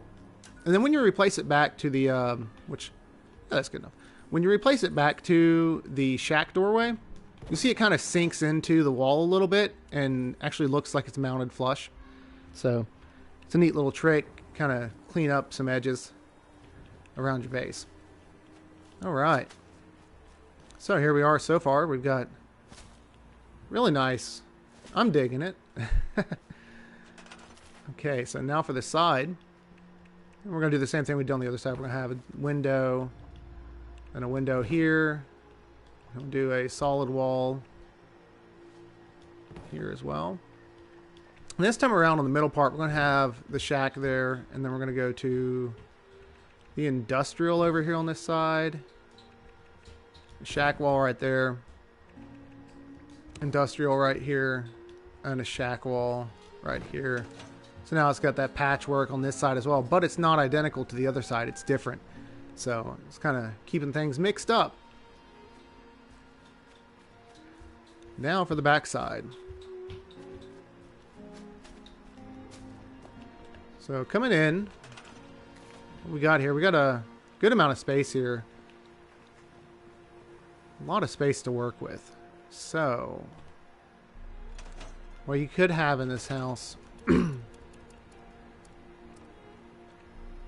going to use the barn walls on the interior. We're going to double them up to partition off the bedrooms. That way you got these solid walls. Like I said, this don't have wallpapers, so we're going to use these because they've got a good wood to work with. Or we could do the shack walls too. Whatever you would like better in your build, go with it. And these shack walls, they are kind of see-through, so there is that. But you know, maybe that's what you got going on. Maybe it's like an old house that the drywall is completely fallen out of, and you're just repurposing it for your home. You're building a camp that actually looks like it was recycled, a recycled home that's been patched up and fixed up after many years of being left alone and neglected. Kind of tell a story with your camp as you're building it. It'll help you to maintain the theme and keep things in line with. Well, I'm not liking that generator up there. It's putting smoke it's doing that smoke particle effect down in here. But like I said, if you can get away with a generator that doesn't make smoke, use that for sure. Use a different generator. I'll tell you what we're going to do. We're going to change this out. We're going to change the generator. I'm cheating here to get back in the roof. I'm cheating. Sorry. I just didn't want to go through all that hassle on the bottom side. But we're going to scrap that, and we're going to set up a flamethrower up here real quick. And we're going to burn out this this outer wall. Of course, it's not going to let me because there's a roof above me.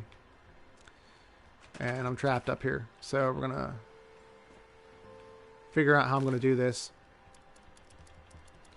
But first thing I'm going to do, we're going to get a power connector right here. There's a couple ways we can get away with this. It's a neat little trick. You guys might get a kick out of this one. So what we're going to do is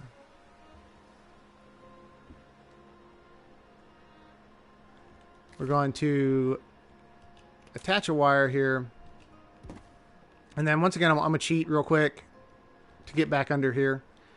Now from this side, we're going to take and we're going to replace this to this arched roof right here. Now this one you can do without Atom Shop stuff. It's just the plain corner roof that you can switch to. And here's a neat trick for passing wires through the walls. What we're going to do, we're going to get a piece of wall decor. And we're going to do the signs, wherever the heck they are. The signs that aren't Atom Shop that you can get from these ones right here. We use this no smoking sign. And we're going to take a power connector. And I'm just going to take this little switch guy right here. We're going to put him on this sign. And you could use a power conduit too. But for this instance, I'm going to use a switch. You want to attach the wire to that conduit that's up in the attic. And we're just going to shift this guy over once, twice. Once you do that, you grab the sign. And we're going to take it, I'm going to pass through the wall. So let me go back over to the left just a little bit. Maybe right about here. Looks fairly straight to me. So what that's going to do, that's going to put that wire through the wall. And if you had wallpaper on this wall, it would be a little less noticeable, but for this case, it is what it is. It's not too bad. It's not a complete deal breaker. So that what that's going to do is, and now on the exterior, say you've done, I think it was daily ops. Yeah, you've done daily ops a couple times, and hello Macchiato, how are you doing, kitty kitty? How are you doing, kitty kitty? 2 free wallpapers, possibly there were at some point, but those are all like timed deals. So if you missed your opportunity on it, then obviously you'd have to buy some wallpapers. So if you do have wallpapers, use them. But for the essence of today's video, we're playing it as if you're straight up just starting the game and you have what you have. Okay, so here's a neat trick. So you got this scavenge solar panel. You got it from Daily Ops. You've got it set up to catch some rays. Let's say you don't want it sticking up this far out of the ground. There's a couple things you can do. You can use a conduit and you can do drop merge to get this to drop down underground and be lower if you wanted to in your build. And heck, since we've got the mannequin already set up over there by the road, why don't we go ahead and do that? We're going to go ahead and set that up. We get us a piece of floor decor that we can put this on. So let's scroll through here and find something we want to work with. Bear in mind, this is going to be on the exterior. So let's see. It's got to be Atom Shop. Now, if I was not Atom Shop. Now, if I was, I could, you know, in theory, if you had these rocks, you could use these rocks. This would look pretty cool. Non-Atom Shop wise, I'm not really seeing anything I want to work with. So let's go over to their power connectors. And if you get the advanced power connectors plan, I think Graham has it. You get these conduit pieces here. And you can take these guys and you can stack just a myriad of things on them. And from there, you can take this guy over here to this pressure plate and drop merge it down. And as I'm dropping that, I'm going to read up on chat and catch up and say hi to anybody that I've missed and not said hello to.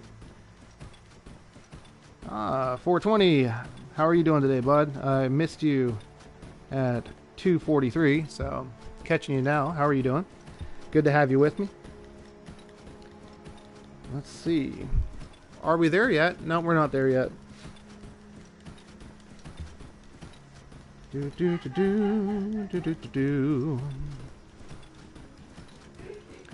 I want to have the little power connector part underground. Go a little bit further. We'll have the little box on the surface right there. So this is what's going to be showing beside the house. Right here, this little bit, and we're going to have it just like this. And then we'll take, and you just attach the wire to the power switch. So now we got switched power inside the house. So you can turn off your lights and turn your lights on and off from this little switch here if you wanted to. And that's just because the solar panel's quiet, it doesn't make smoke. So let's just go with that. All right. So continuing on the interior. What can we do in here? So we're figuring out a good layout for this house. There's a lot of space to work with. So we'll go ahead and double up another wall in here. So this is going to partition off a bedroom right here. And on this back side, I don't know if I want to put in a... we could put in a bathroom right here. This could be a bathroom. Or it could be part of the kitchen. And maybe it's part of the kitchen. Maybe it's a mudroom. Maybe you did your season last season and you got the washer and dryer and you want to have a little mudroom right here and put a washer and dryer in. So that's what this little space could be. So we'll keep that like that. And place these walls to a solid wall.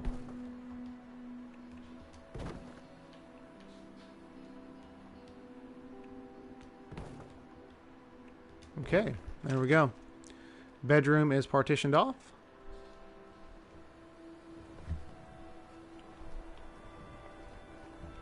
All right. And this is going to be a mudroom. So we're going to build another doorway right here. So you're coming in from outside. You have a doorway right here coming into the kitchen. The kitchen and living room could be a shared area in this house.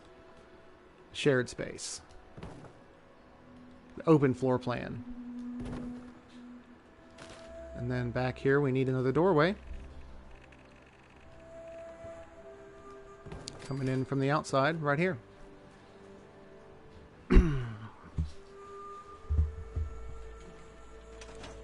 Let's hope so. Let's hope so. Let's hope we get a lot more traffic soon and this channel just explodes. Would be nice. Would certainly be nice. Alright, so we've got one bedroom off over here. We've got a mudroom right here. And then in here we'll have the kitchen. Which, let's go ahead and we'll slap ourselves up 2 windows here. And we'll have a solid wall back here, but this wall right here I'm gonna do with the I'm gonna do the industrial wall, just to kind of keep that patchwork thing going on. Could even make this an industrial wall too. We'll do that.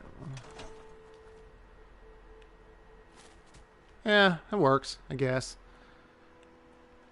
For not having Atom Shop decor, I guess it's gonna have to work. Open up the shutters, let some light in here. It's a little dark, a little dingy. So we'll go ahead and open up these, get some natural light going on.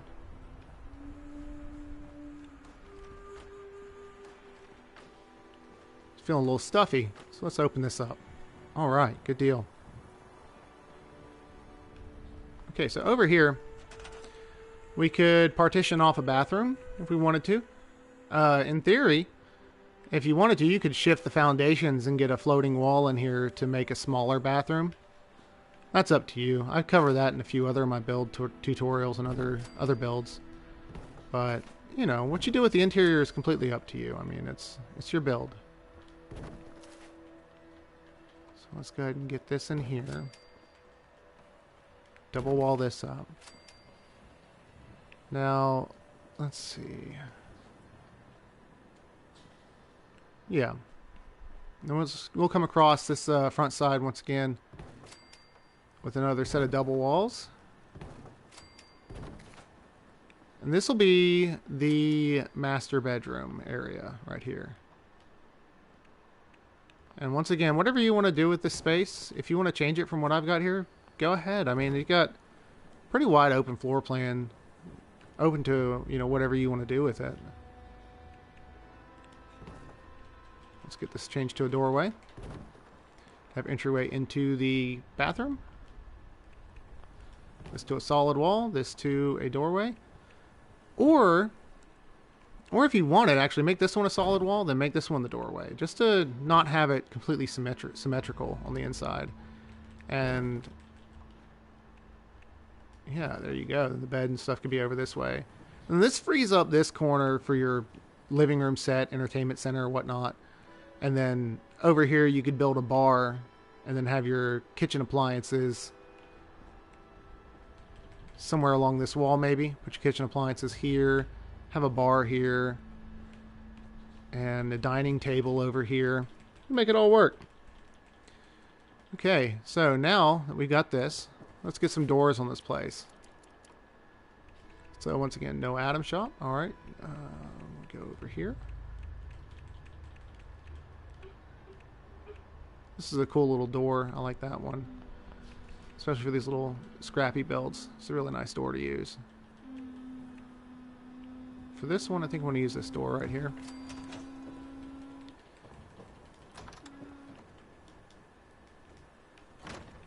And then on the interior, we'll use these guys right here, this door. Like this door. But once again, free to change it in your build, whatever you got, whatever you like. That's up to you. Not going to do a door on this wall. I'm going to leave this open. And close off the back side of the house with this door right here. Alright. Now we got to get a back porch. It's coming together pretty good.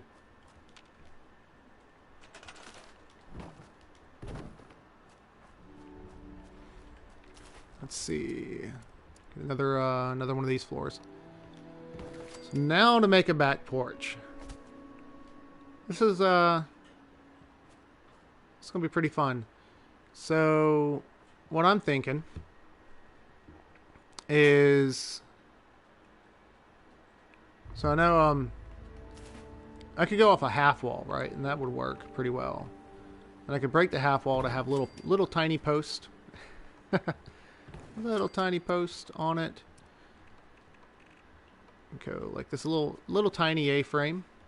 Tiny A-frame back porch. Just a little thing. Maybe not. I don't know. It's alright. Don't like it. Not liking it. So we're going to scrap that. So how do I want to put a back porch on this?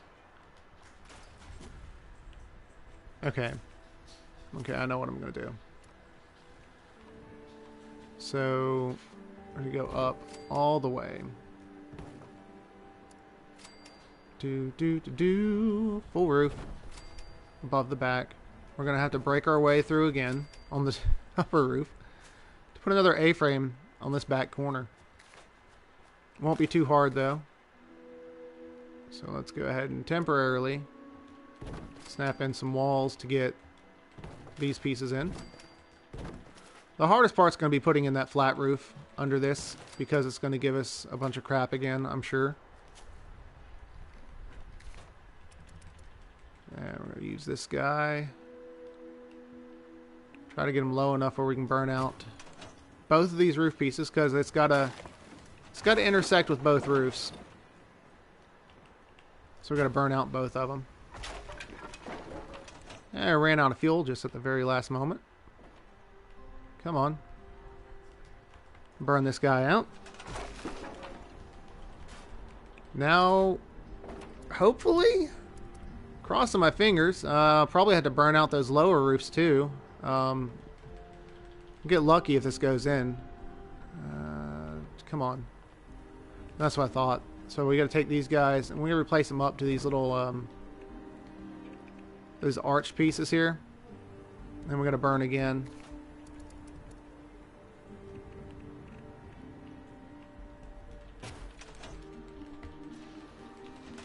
Come on, hit it. It's not hitting it.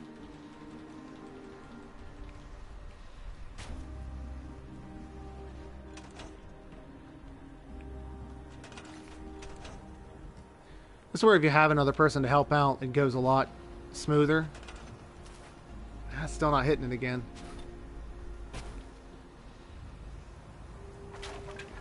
I hit something. Okay, good deal. Now we're going to try to get this one. This is going to be fun. Let's come over here to this little bottom corner here.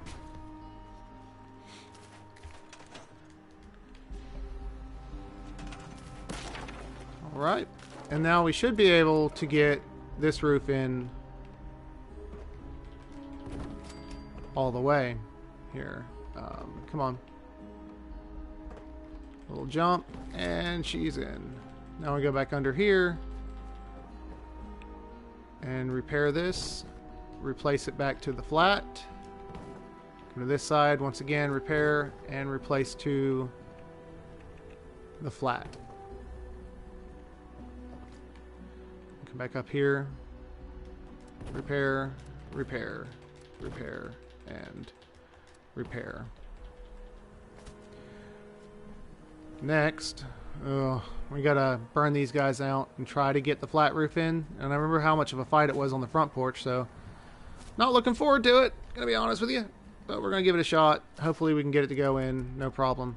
This is another reason why Bethesda needs to just forego all this collision BS and give us a toggle that says, you know, collision active, yes or no. And then we could just build in colliding pieces, let them overlap, because having to go through all this just to get a flat roof in under an arched roof to make a ceiling is kind of ridiculous. But it is what we have to do right now until Bethesda, you know, likely never gives us a collision toggle because whatever reason. It would be nice if they would. It should just snap in and not be an issue. Shouldn't have to go through all this stuff just to get a piece in. Alright. Get up here. Repair a roof, yes. Yeah, it's and this is like just coming off the top of the head. I really didn't know what I was gonna build. And normally whenever I'm building my more complex builds, I've got like blueprints that I'm looking at. I've kind of stolen from websites. Not really stolen, but I've looked up blueprints on house building sites, found plans for homes, and built off of those. So this is this whole design's coming off the top of the head on this one. So now I think these guys span all the way across, don't they? Or for the most part they do. There's that little gap in the middle, but that's all right. We can't use contemporary because it's Atom Shop. They would make you pay for that collision toggle. You're not kidding. I mean, right now we got to pay for worlds, so technically we are sort of paying for that floating toggle, that support toggle, which should be a given. I mean, honestly, floating structures and immersive builds go hand in hand, and if Bethesda would realize that and then just give us the ability to build these things without having to go through all this, you know, it would be so nice. Be so nice. Okay, so it's kind of interesting. So on the front porch where I had dropped the wall down into the foundation. See, right now it's detecting this little bottom lip when I go to snap in this railing. So we're gonna try to do this in a different order. We're gonna try to get the railing in first, break the railing, and then get the wall in. That might work. So let's go ahead and try that this way. We're gonna break this railing out. And we're going to try to build in the wall. Hopefully it'll snap in over this railing. Uh-huh. Of course it won't. That's okay. Lovely. Okay. So, let me try to think here of a way we can get this in. Don't you need to put arches above the interior wall of the porch too to hide the hole? No, there's no hole in the backside where we had the flat roof over. Oh, I need to wait. That was weird. No, there's no hole over this backside where we had this flat roof in, so you won't even see it. So that's just extra stuff we don't have to do.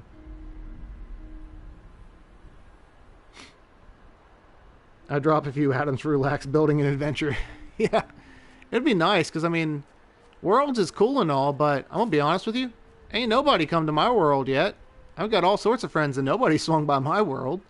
So if I go building in Worlds, then I got to go like, hey, do you guys want to come to my world? You might have to delete a character slot to come over because they only give you so many worlds that you can do a split save for. So let's say you've got your character in 3 other worlds. Well, you can't go to any more worlds or however many worlds it is. So, you know, it's kind of a pain that we get these things in Worlds, but then, like I said, once all your friends have all their character slots tied up in other worlds, are they really going to forego a slot to come see what you've built in your world? I mean, that's the frustrating thing about it.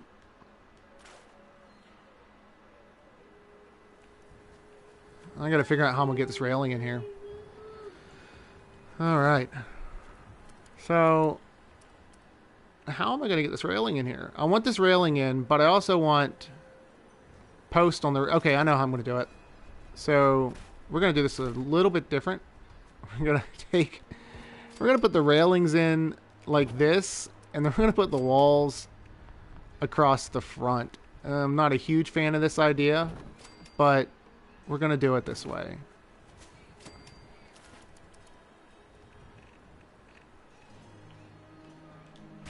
Not a huge fan. Now, if you put the flamethrower in the right spot in between these two walls, you can actually get both of them in one burn without having to move it. But I'm a glutton for punishment, so I always have to do things the hard way. But that works, you know, this works out pretty good back here. That looks pretty good. I'm liking that. So let's go ahead and get a back porch light in. So once again, I'm going to change this over to a doorway, a different style doorway, barn or industrial, doesn't matter which one, so long as it's nice and flat. And then gonna line up my light wherever I want it, and then replace this back over to the shack doorway, and that gets that nice and flush on there. All right. So yeah, there we go. That's pretty nice. Considering the fact that we built this without using any Atom Shop stuff, I'm pretty pleased. Absolutely no Atom Shop items at all in this structure. Came out pretty wonderful. If a person wanted to go through all the trouble of getting underpinning under this house, I mean, there's a way to do it without Atom Shop stuff, but it's a lot harder, and honestly, we don't have 10 hours to be here to watch me build a small house. So, you know, that's that. So let's go on the inside, and we'll try to figure out some lighting things on the inside that look pretty good. One light that I really like in this game is the cage bulb lights. You get these from Daily Ops, and you can probably find them in somebody's vending machine for 5 caps. Considering how common they are, I think I've got like 15 or 20 of these cage bulb light plans sitting on my main character. So they're pretty easy to come by. And they put off a really nice soft glow. I really like the way they look. And they would probably lend themselves really well to a build like this. In theory, and it's like, I really wish that these lights right here didn't put off such a bright white. I wish they were a softer glow. Because it would look a lot better. But, yeah. There's a lot of potential in this little build that you could take, and you could just fill this out any way you want. Like I said, on the interior here, what I was thinking when I was lining everything out here. Let's go to our floor decor. The cool thing with building junky is really, you don't really need to have a whole lot of rhyme or reason to your decoration. Let's go up here to the rugs real quick. Now, this little guy right here, this picnic rug, there's a quest you can do in, I think it was part of the Sheep Squatch quest. The Imposter Sheep Squatch quest? I think so. I think it was, yeah. You can get this little picnic blanket. You can make a neat little rug, maybe. You can throw it down over here, kind of catty corner it up just a bit. Then we're going to go over to our appliances and down here to our televisions. Put this little TV here in the corner. And we have our stash boxes. This guy's a bit of a hoarder. He's got some ammo crates supplied up. Over here in the corner, just throw these down. And then let's get a chair. Chairs, couches. It doesn't exactly have the best decorations. Get this guy right here. Kind of junky. Kind of skew him in here.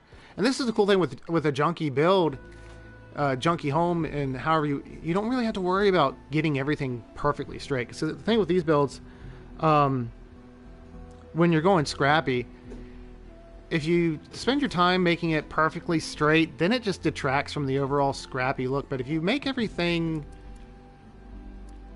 in like organized disarray, like have this little corner table right here is kind of askew just slightly, and then we'll have a lamp on top of that. But let's see which lamp to use. And that's all Atom Shop stuff, so we're not going to go there. sticking with what you can have in the game. So we're going to use this little shadeless lamp right here. This puts off a little bit of light. And then up above, we're going to string up some cage bulb lights, because this guy, the light fixtures are busted out. So he's got some little extension cord cage bulb lights strung about. And then we're going to do some wall decor, because this wall's looking kind of bare. So let's say a little American flag. Put this back here. Put that up right there. And get a clock. A Nuka-Cola clock. This guy you can get from I think it's the Responder Collectron. Or not Collectron, Responder vendor bot that spawns in Charleston, near Charleston Station. You can get that one from that guy. So a little clock on the wall. Let's see. What else could we do? Non-Atom Shop related. So there's a lot of Atom Shop decorations. It's really hard to work everything out. Now I really like these. I like these burrow signs. You get these from the Daily Op as well. You just kind of like, they really lend themselves well to these junky builds, these scrappy junky builds. This Blue Ridge Caravan flag, you can get this from doing the event over there by the Big Bend Tunnel, riding shotgun. You can get this as a reward for doing riding shotgun. So there's that one. That's a pretty good decoration to use as well. But this character doesn't have it. That's crazy. I ought to fix that. I ought to remedy that. Okay, so let's go over to our appliances. And let's see. Let's shift my weight here. And the cuckoo clock. Yeah, that's right. The cuckoo clock's from that guy as well, yeah. That is right. So, for our kitchen, let's see. I have this stove in here.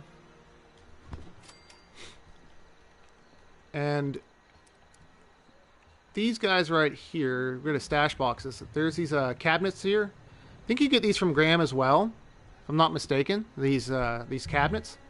So these make really good decorations for the kitchen. You can kind of, and for the longest time, this cabinet didn't actually snap to the wall. Anybody who's been around since beta can attest to that. They've been broken for a very, very long time. One thing that sucks, I think all the refrigerators are Atom Shop, aren't they?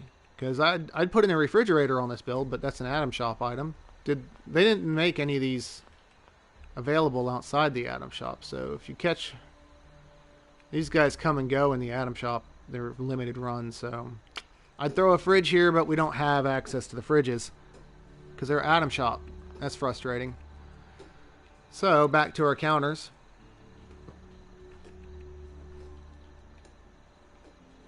I may have to shift things around.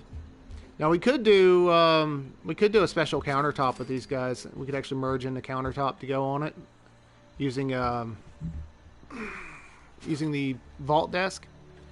That's how I usually do my counters. I'll take this cabinet here and then I'll use the vault desk. Where is that at? It's under these desk over here. Now it says Atom Shop, but there is one that you can get. It's under stash boxes. Right here, the same thing. I don't know why they, but anyways. Here's the one that you can get in game. You can take and drop merge this guy in with your counters. And actually, I might do that. I'll do like an L-shaped thing right here. Make a bar out of these guys. You take and have a bar in here. Have the stove over here to this side. These guys will be drop merged together. Drop merge that in there. Have this come over here to cover up that corner. And drop merging all these guys together, that's always fun. So let's go back over to the stash boxes. Because there's a bit of overlap. So this guy is going to go like this. All right, here, he's going to come back. He's going to overlap. And there's going to be this little hole in this back corner where we got to get it all to come together. And right there in that little corner bit, we'll have to patch in another cabinet. Probably the small guy right here. And yeah, that's going to be fun. That's a fun merge. Use an ice machine. Yeah, that's an idea. We could put the ice box on the back. That's what I used to do in my older builds. Yeah, I use the ice box. We can put the ice box back here on the back porch, kind of cover up this. Was that under? That was under appliances, right? Yeah, it was. So we can put like this ice box back here. Thanks, Fishizzle. That was a good idea. It's a good idea, bud. I keep forgetting about it. I keep forgetting it exists because it's been so long since I used it in a build. I'll tell you what, let's kind of skew it just a little bit, kind of junk it up. I'm just going to push it over here to the corner.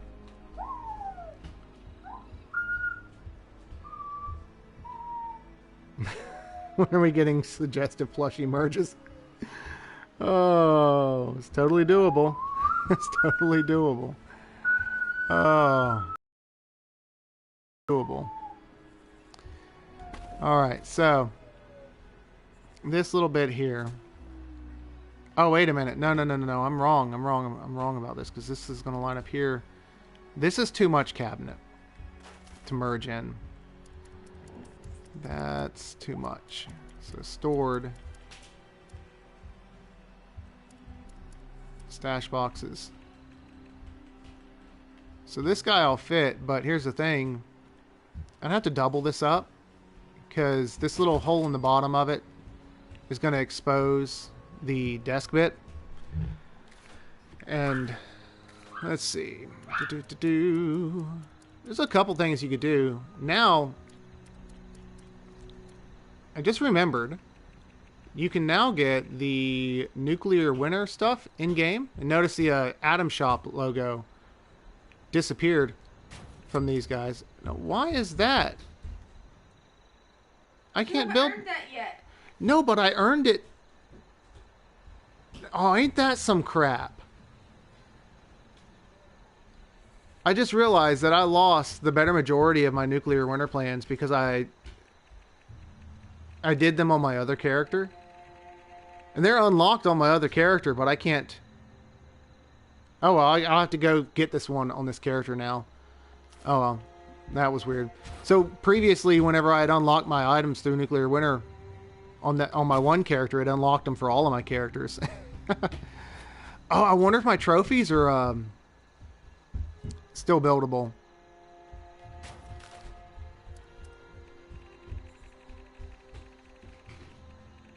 I wonder if they're still registered as Atom Shop, the NW trophies.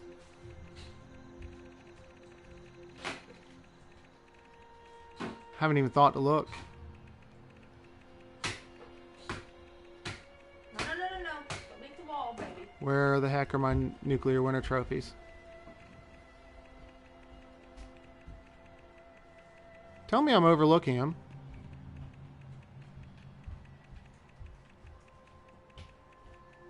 Wait a minute. Here they are. Alright, that's the only ones I got. I got them still. Cool deal. Alright. So, anyways, that mild bit aside, so we could take this this stash box and we could hide this little gap in the bottom if we wanted to. We could get my my mannequin mergey thing in here. And once again, if you don't have the mannequin, I know that's Atom Shop or Scoreboard. If you don't have the mannequin, you can just stand on the pressure plate to do the merging. But for the sake of simplicity, we're just using the mannequin because we can. Let's go ahead and drop merge this stash box into this cabinet here. Ah, see what I just did there? That's nice. Let's keep dropping here and do this again. Good times, good times. Lower.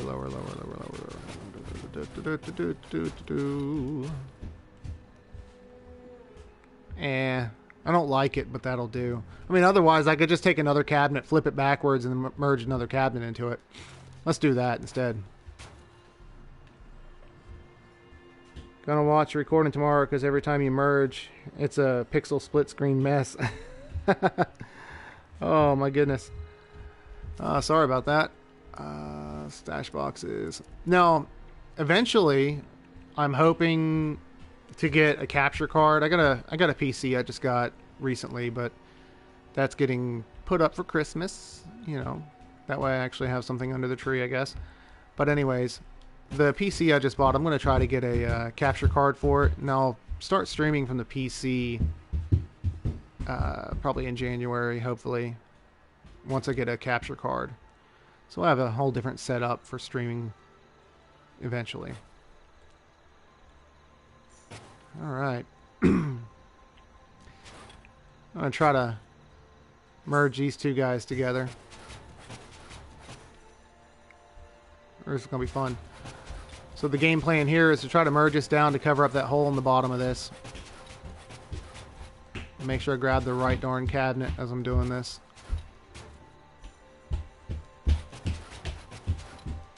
Alright, good deal. So that covers up that hole in the bottom, but then the drawer is going to be a bit obstructed. No biggie. We're going to work through that. Alright. So next thing's next. Got to get this guy in here. I'm going to have to drop merge this cabinet onto this.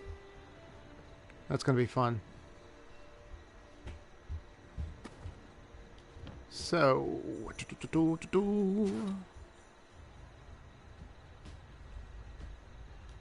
okay, so now that's supported by that, but we got to try to drag it over because we need to get it further. So I need to try to trick it into thinking it has support. There's a couple ways you can go about it. I'll tell you what, we're going to take this guy outside for the time being. Move outside. Goodness, Jonah. So what we're going to do is I'm going to take a foundation. There's a million ways you can do this. You can do it by building another similar piece. This kid is going to like fall and bust his face. It's going to happen in the next like 5 minutes. I'm sprinting through here and he's going to slip and fall and then... Oh, quit leaving the build menu.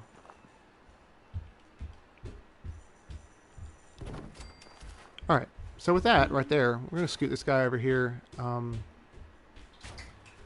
Hopefully, this will stay registered to this bottom piece as we scoot it over, as you see here. And I'm hoping, see, it's still registering support to this bottom piece here. I hope that's enough. I'm going to try to bring this, you know what, that's fine right there. Let's take this in here and see if it measures up.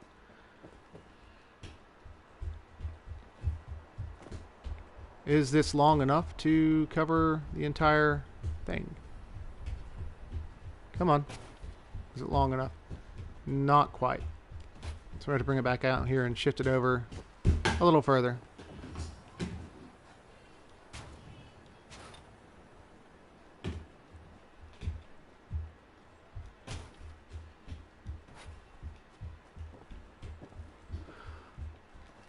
That should be enough right there.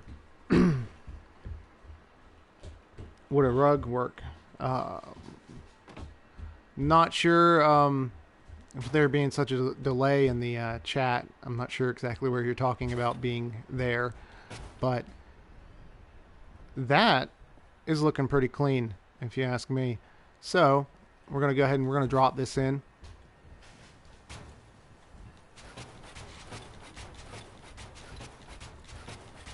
Now the this corner bit right here, it's not going to be seen on this side where this the front of this cabinet is all wonky. It's going to be hidden inside the corner. So we're going to try to line this up here. And this is going to be one of those really nice multi-step merges that I love doing so much, and that's full-on sarcasm, by the way. I despise multi-step merges because you get one thing out and it's complete wash if you mess one thing up. Come on, let me bring you back just a little bit. Alright, so let's go ahead and start dropping this piece. Be sure to be grabbing the table instead of the cabinet.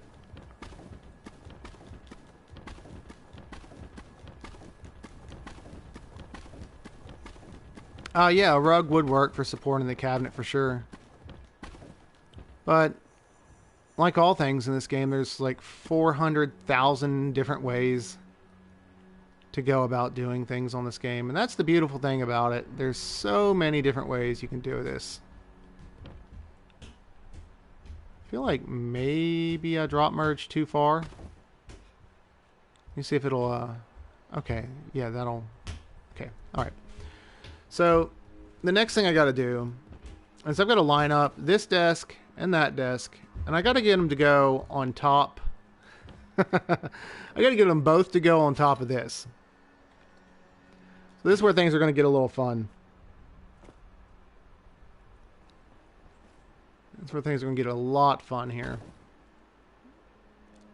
So we're gonna try to line this guy up with the floor, get it lined up nice and straight. And that's the thing, where we're building the like the main structure of the house, like the cabinetry and the counters. I feel like in any build, these need to be straight. These won't look right at all if you just try to cram them in like you do the furniture. But like main structural parts of the house, like where the cabinetry, counters, and all that are, to me, those need to be straight in my mind. What you doing, Jonah? Dancing. You dancing, buddy? You listening to a good song on those headphones, bud? Yeah. And do a shuffle. You leave my baby alone. Alright, let's get this guy in place on here. And here's where it gets really fun, because now I gotta try to get this to register support on this small little corner of this. It's probably not gonna want to go. Yeah, it's not. So what we gotta do is we gotta get it to register support with it. And this can be a bit challenging, but the easiest way I've found to do this, we're going to go to our floor decor. We're going to grab a rug. Now, I could support that on a conduit, too. But what I'm going to do is I'm going to shift this over on a rug and get this up on the rug. Up on the rug. So once that's up on the rug, we're going to grab this. We're going to move it over out of the way for a moment. And be sure not to place it on that pressure plate, because it will drop merge. We don't need it to do that. And then we're going to go back to our stash boxes. And we're going to take another one of these cabinets. And we're going to build it. But we're just going to place it here so it can hopefully think it has support while we move it over. And hopefully, if we did that right, as you can see, it's being supported by this over here. Now with that supported there, we can take and we can move this out of the way altogether. We don't need that there anymore. We'll bring our mannequin over. And we'll take this and we're just going to walk it over and not grab the mannequin. We're going to grab this cabinet and we're going to drop merge us together. And do make sure you're grabbing the cabinet and you don't accidentally grab the desk, because if that shifts back up to the top, it's going to be you're going to have a hard time getting everything back together. You're going to have to go right back to square one and restack everything. So once you get this drop merge down to a point where you're happy with it, go ahead and move that down to the floor. And as you can see, it's in there nice and clean. Nice clean cabinet. Goodness gracious, that's nice. I like that. That came out good. So grabbing this piece, we're going to scoot this over and scoot it in place. And we're going to take this and we're going to scoot this over here. Grab our stove, put it in right here. And normally I'd have, like I said, a refrigerator off to the side. So there'd be like a refrigerator right here covering up this gap. But we don't have that. And right here we can put in some bar stools or whatever you want. It's a little tight right here, but that's all right. We don't have a sink. We don't have a sink. Without Atom Shop items, we don't have a sink. Bummer. Do you ever play other games besides Fallout 76? All the time. No. All the time. I play Grand Theft Auto. I play Gran Turismo. Back Darn it. Back before I got serious about YouTube and whatnot, my channel actually had videos from other games on it where I was just casually playing whatever I felt like playing. I would play Gran Turismo in VR, and I'd try to do lap times in the VR mode and whatnot. I have a full racing sim. But I mean, if that's something you guys would be interested in, I mean, I could stream some other games sometime if you want to see that. But this is what I kind of excel at, so that's just kind of where I am. I'm playing 76 on my YouTube now because that's just what does well. All right, so got a little bit of a kitchen coming together. We got this little living room area, and you go nuts with it, you know, on your build. Bathroom, appliances.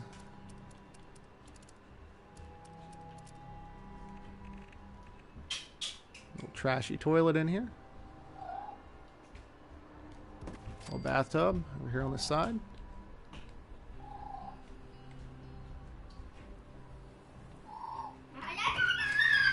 Goodness, buddy. And once again, no sink because we don't have Atom Shop stuff. A rustic sink would look really good in there. But no Atom Shop things. Oh, I just unplugged myself. That was smooth. All right. Symptomatic makes a nice shower stall. Yeah, that could work. That could work. Indeed. All right, so got some nice countertops. Goodness, those countertops came out nice. Those are too nice. The countertops too good. But yeah, let's see. We're gonna take this floor mat and we're gonna put it in front of the stove. Why not? All right, and then bedroom and dining room area. So right over here, you can build your dining room table, whatever you wanted to use. I like the rustic tables. Those look really good. You use this big one, or you could use a smaller one, whatever you want to do. It could even fit over here in this corner, actually.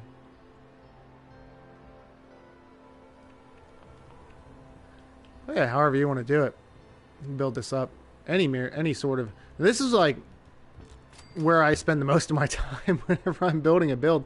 This is the part that takes the longest for me, is furnishing it, because you just got to play around with it and just find what jives. And, you know, a lot of trial and error goes into it, but for the most part, I think I'm going to be wrapping up here for today on this. You guys and gals have the skills to finish this off, I'm sure. 300%. You guys can do whatever you want with this. Make it look good. I know you will. So, with that, merging a white pot and counter with floating conduit, you have a sink. Hey, yeah, that's a good idea, bud. I like that idea. So, with a piece of conduit, you could have a sink. Indeed. So we'll take, let's say for our bathroom. For the bathroom. This will be the last thing I do. That's a good idea.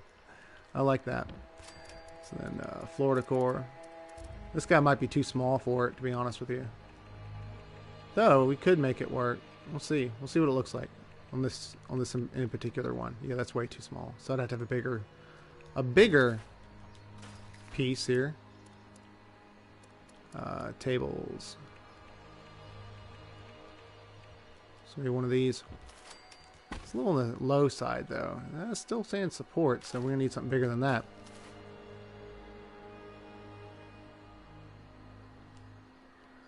Indeed, you know, and it's surprising, you know, how good this came out. Like I said, considering we're building 100% no Atom Shop on this. So there's a lot of... Okay, so this is getting support on this. So let's see how this looks. We'll drop this down in here.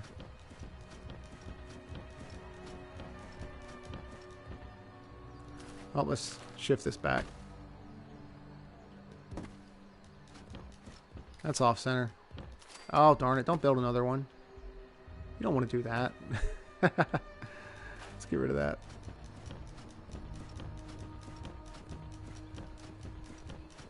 I wonder how far down we should go with it. I feel like that is about the height we want it to go, but we need to shift it back some because once again we're clipping through the front. And a conduit on top to have the faucet.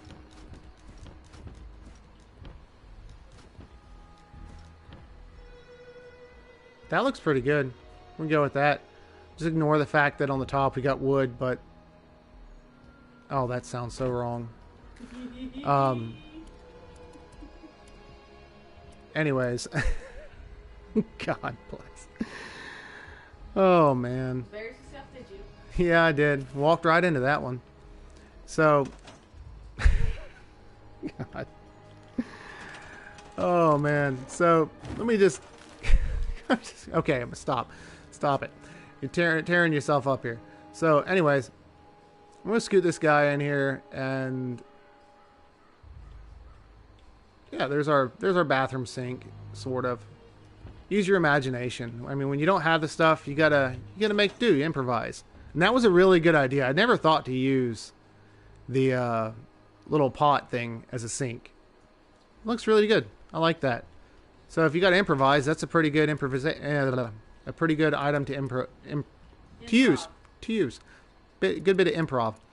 And that's the thing you got to do in this game when you don't have Atom Shop items. You use your imagination, and you know, there's a lot of things that you can do with what there is in the game. You just gotta use a little bit of imagination. So, anyways. It has been a wonderful stream. I do appreciate everybody that showed up this afternoon to watch. If anybody has anything else they want to add, anything they want to ask, how to do it, how to build anything that they don't know how to build that they've seen in one of my videos, something quick, something simple, nothing that's going to take me all day to show off. But yeah, if anybody's got anything, drop them in the comments. If it's something too big for today, drop it anyways, and then maybe we'll do it next week on Saturday, 1 o'clock Eastern Standard Time. I will be back here again to live stream with all of you. Right now, as far as upcoming videos, I got a few things that I'm working on. Hopefully have a video out this week of another build. Maybe even another quick tricks video. I'm not sure yet. I've basically covered a lot of ground in my quick tricks videos that at this point I don't think there's much left that I could show off in quick tricks that isn't something I've already showed before. In today's video we took the A-frame merging trick from our last quick tricks video and we applied it in a new way, building this structure right here with the 3 wide A-frame on the sides and the front, which came out absolutely wonderful. I love the way this build looks, and 100% without using any Atom Shop items. So going forward, you could use this in all sorts of ways, beginner, advanced. I've got you. Yeah, I feel like we've made strides today with our build. And like I said, 100% without the use of Atom Shop items, which is even more spectacular and impressive that we came up with all this without Atom Shop stuff. So that was a wonderful idea. I am glad that suggestion was suggested to me today to build without Atom Shop, because on the one hand, it makes me grateful that I do have what I do have, but it also challenged me to build something that I probably wouldn't have built otherwise. And to have all this without Atom Shop stuff is spectacular. Wonderful build. Love it. And I love the suggestion. So keep them coming. Any new ideas? Feel free to drop them. Till next time, though, this is StoleYaSweetroll signing out. Want you guys to have a wonderful day and happy building.